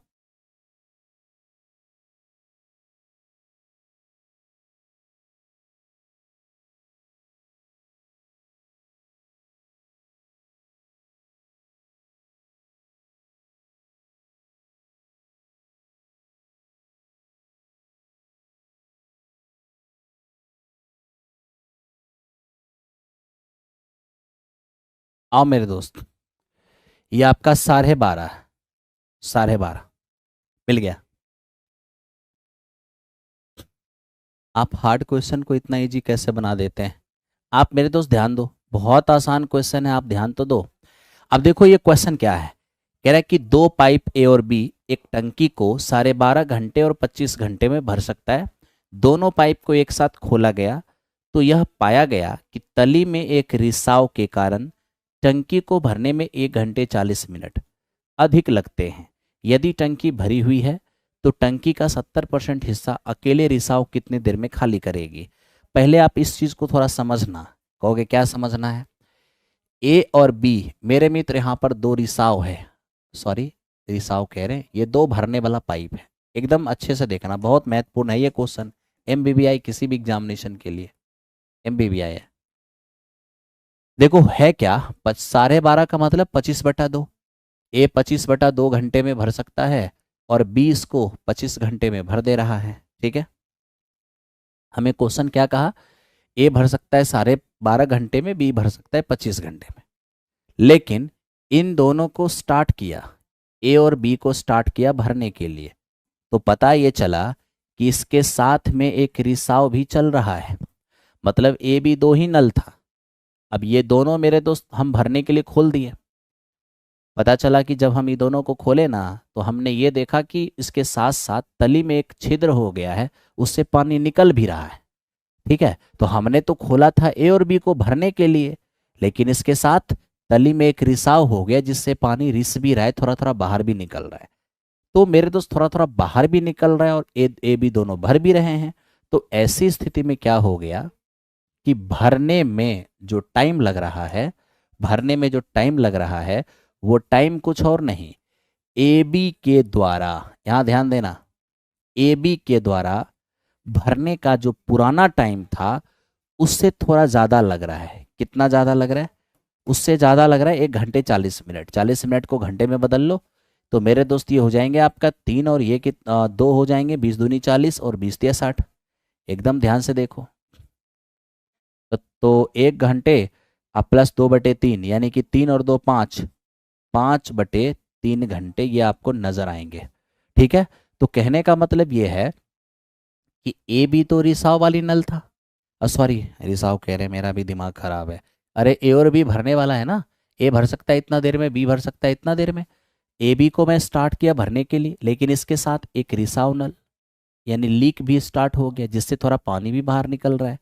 ए बी भर रहा है और सी थोड़ा पानी निकाल रहा है, जिसके कारण भरने में ए बी को जो टाइम पहले लगता था अब उसे थोड़ा ज़्यादा टाइम लगेगा। कितना ज़्यादा? 5/3 घंटा ज़्यादा। 1 घंटे 40 मिनट का मतलब 5/3 घंटा ज़्यादा। तो मेरे दोस्त मुझे ये देखना है कि आखिर उसको लग क्या रहा है। ठीक है, तो क्या लग रहा है इसके लिए मुझे ए बी का टाइम निकालना पड़ेगा। कहोगे हाँ सर, चलो ए बी का टाइम निकाल लेते हैं। ठीक, कहाँ निकाल लें, यहीं पर निकाल लेते हैं। अब यहीं पर अगर हम निकाल लें मेरे दोस्त, तो हमको तो अच्छी तरह पता है ए अगर 12.5 घंटे में भर सकता था, बी अगर 25 घंटे में भर सकता था, दोनों का कैपेसिटी लेते तो 25 हो जाता। 12.5 घंटा में 25, 1 घंटा में 2, और 25 घंटा में 25 तो 1 घंटा में 1। अगर ये दोनों से भरवाना होता तो 25 भरना था, और दोनों की एक साथ क्षमता 3, यानी 25/3 घंटा। तो यानी मेरे दोस्त ए और बी को 25/3 घंटा पहले लगता था, लेकिन अब सी के कारण इसको 5/3 घंटा ज़्यादा लगेगा। जब जोड़ेंगे तो 30/3 यानी क्या हो जाएगा, 10। तो मेरे भाई 10 घंटे का टाइम आपको दिख जाएगा। ठीक है, 10 घंटे का टाइम दिख जाएगा। तो अब क्या, कुछ नहीं, अब 3 यहाँ पर काम हो रहा है ना। ए भर रहा है 12.5 घंटे में, बी भर रहा है 25 घंटे में, और ए बी सी तीनों जब चल रहा है तो वही भरने में लग रहा है 10 घंटे। ठीक है, इसका क्या करें, अरे इसको रहने दो या हटा दो, कोई फ़र्क नहीं पड़ता, क्योंकि इसका इस्तेमाल सिर्फ इतना के लिए है, इसका यूज़ सिर्फ इतना के लिए है कि ए बी के द्वारा भरा जाएगा कितना टाइम में। क्योंकि ए बी का कंबाइंड टाइम जब तक नहीं आएगा तो 5/3 बढ़ाएंगे कैसे, इसलिए ए बी का टाइम निकालना पड़ा। रिसाव के कारण जितना ज़्यादा लग रहा था उतना जोड़ दिया, तो ये रिसाव के साथ भरने का टाइम है। ठीक है, अब मेरे दोस्त आपको टोटल वर्क लेना पड़ेगा, यानी टंकी की कैपेसिटी टोटल वाला लेना पड़ेगा सब के साथ। तो 25, 25 और 10 का जो एलसीएम होगा वो 50 हो जाएगा। 25/2 घंटा में 50 तो 1 घंटे में 4 भराएगा। 25 घंटे में 50 तो 1 घंटे में 2 भराएगा। अब देखो 10 घंटे में अगर 50, तुम ही ध्यान दो, अगर 10 घंटे में 50 भरा रहा होगा तो 1 घंटा में 5 भराएगा। आप कहोगे हाँ जी सर। अब मेरे दोस्त मुझे आप ही बताओ, ए अकेला क्या कैपेसिटी है, 4 की। बी अकेले क्या कैपेसिटी है, 2 की। अब जब ए और बी दोनों मिलकर 6 भर रहा है, तो सी कितना खाली कर देगा कि 5 ही भरने देगा भाई। तो कहोगे सी यहाँ पर 1 खाली करेगा, तब ना 6 में से 1 जाएगा तो 5 भरता नजर आएगा, है ना। यानी कि फाइनली हम सी की कैपेसिटी जान गए, और यही मुझे जानना था। क्यों, क्योंकि मैं सी के द्वारा पूरे टैंक का 70% खाली करवाना चाहता हूँ। तो पूरा टैंक की कैपेसिटी है हमारा 50, और 50 का 70% मुझे खाली करवाना है सी से, और सी की कैपेसिटी है 1। तो कितना टाइम लग जाएगा, 35 घंटे का टाइम लग जाएगा। तो मेरे दोस्त इस तरह से इस क्वेश्चन का आंसर कितना होगा, 35 आवर।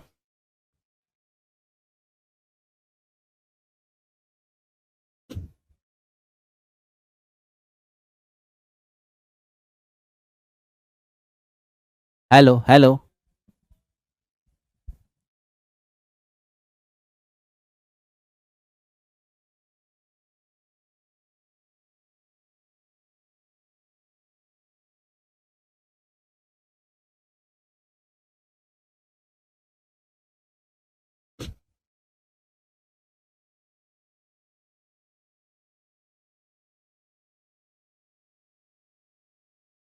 चलिए, अब आज का ये अंतिम क्वेश्चन है। अंतिम क्वेश्चन को ध्यान से देखिए। दो व्यक्ति ए और बी 25 और 36 किलोमीटर की क्रमिक चाल से 1200 मीटर की एक वृत्ताकार ट्रैक को चारों ओर दौड़ता है। एक ही समय पर वो एक ही बिंदु से शुरू करता है, एक ही दिशा में। तो ट्रैक पर पहली बार कब मिलेगा वो, ठीक है, ट्रैक पर पहली बार कब मिलेगा। मेरे दोस्त ये अगर ये कहता ना कि उसी पॉइंट पर वो कब मिलेगा जहां से चलना शुरू किया था, एक ही समय पर एक ही पॉइंट से चलना शुरू करते हैं, एक ही दिशा में, पहली बार कब मिलेंगे। अगर ये कहता जहां से चलना स्टार्ट किया है उसी पॉइंट पर कब मिलेगा, तो एक एक राउंड पूरा करने का टाइम निकालते और एलसीएम निकाल देते। लेकिन इसने ऐसा नहीं किया। इसने सवाल हमसे ये पूछ दिया है कि सर 1200 मीटर जो है ना, ये ट्रैक की लंबाई है, और दो धावक हैं जो सेम डायरेक्शन में जा रहे हैं। एक 27 की स्पीड से जा रहे हैं, और एक मेरे दोस्त 36 की स्पीड से जा रहा है। हमसे सिर्फ ये पूछ दिया कि बताओ सर ये पहली बार कब मिलेंगे। तो पहली बार मिलने का टाइम यानी रिलेटिव स्पीड का यूज़ करना होगा। तो बताइए, मिलने के लिए इसके पास कितना डिस्टेंस है, तो मिलने के लिए इसके पास 1200 मीटर का डिस्टेंस है। अब दो स्पीड एक ही डायरेक्शन में जाएगा तो घट के काम करेगा, तो 36 में 27 घटेगा। तो मेरे मित्र 9 किलोमीटर बराबर, इसे 5/18 से गुना कर दीजिए, ये आपका मीटर पर सेकेंड हो जाएगा। अब जैसे ही हम यहाँ पर देखेंगे कि 9 दूनी 18 हो गया, 5 से इसको काटेंगे तो ये 24 पंचे, ठीक है, जाके 2 से गुना हो जाएगा, 480 हमारा इस क्वेश्चन का आंसर हो जाएगा, इस क्वेश्चन का आंसर हो जाएगा। ठीक है, चलिए बहुत अच्छी बात है। तो आज मेरे दोस्त हम क्वेश्चन को यहीं पे रोकते हैं। आज आपका क्लास 25 क्वेश्चन की। तो मेरे दोस्त कल हमारे पास फिर से हम लोग मिलेंगे 9 बजे। लेकिन याद रखना है कि प्रेजेंटेशन को थोड़ा ठीक रखना है। आप अपने अपने ग्रुप में हमारे पीडीएफ जो देते हैं ना प्लेटफॉर्म बाय नवीन कुमार सिंह एप्लीकेशन पर, आप बस उस पीडीएफ को अपने अपने दोस्तों में फैला देना, ताकि उस पीडीएफ को देखकर बच्चे समझ जाएंगे कि यहाँ पर किस प्रकार का क्वेश्चन कराया जाता होगा। ठीक है, चलिए, थैंक यू वेरी मच।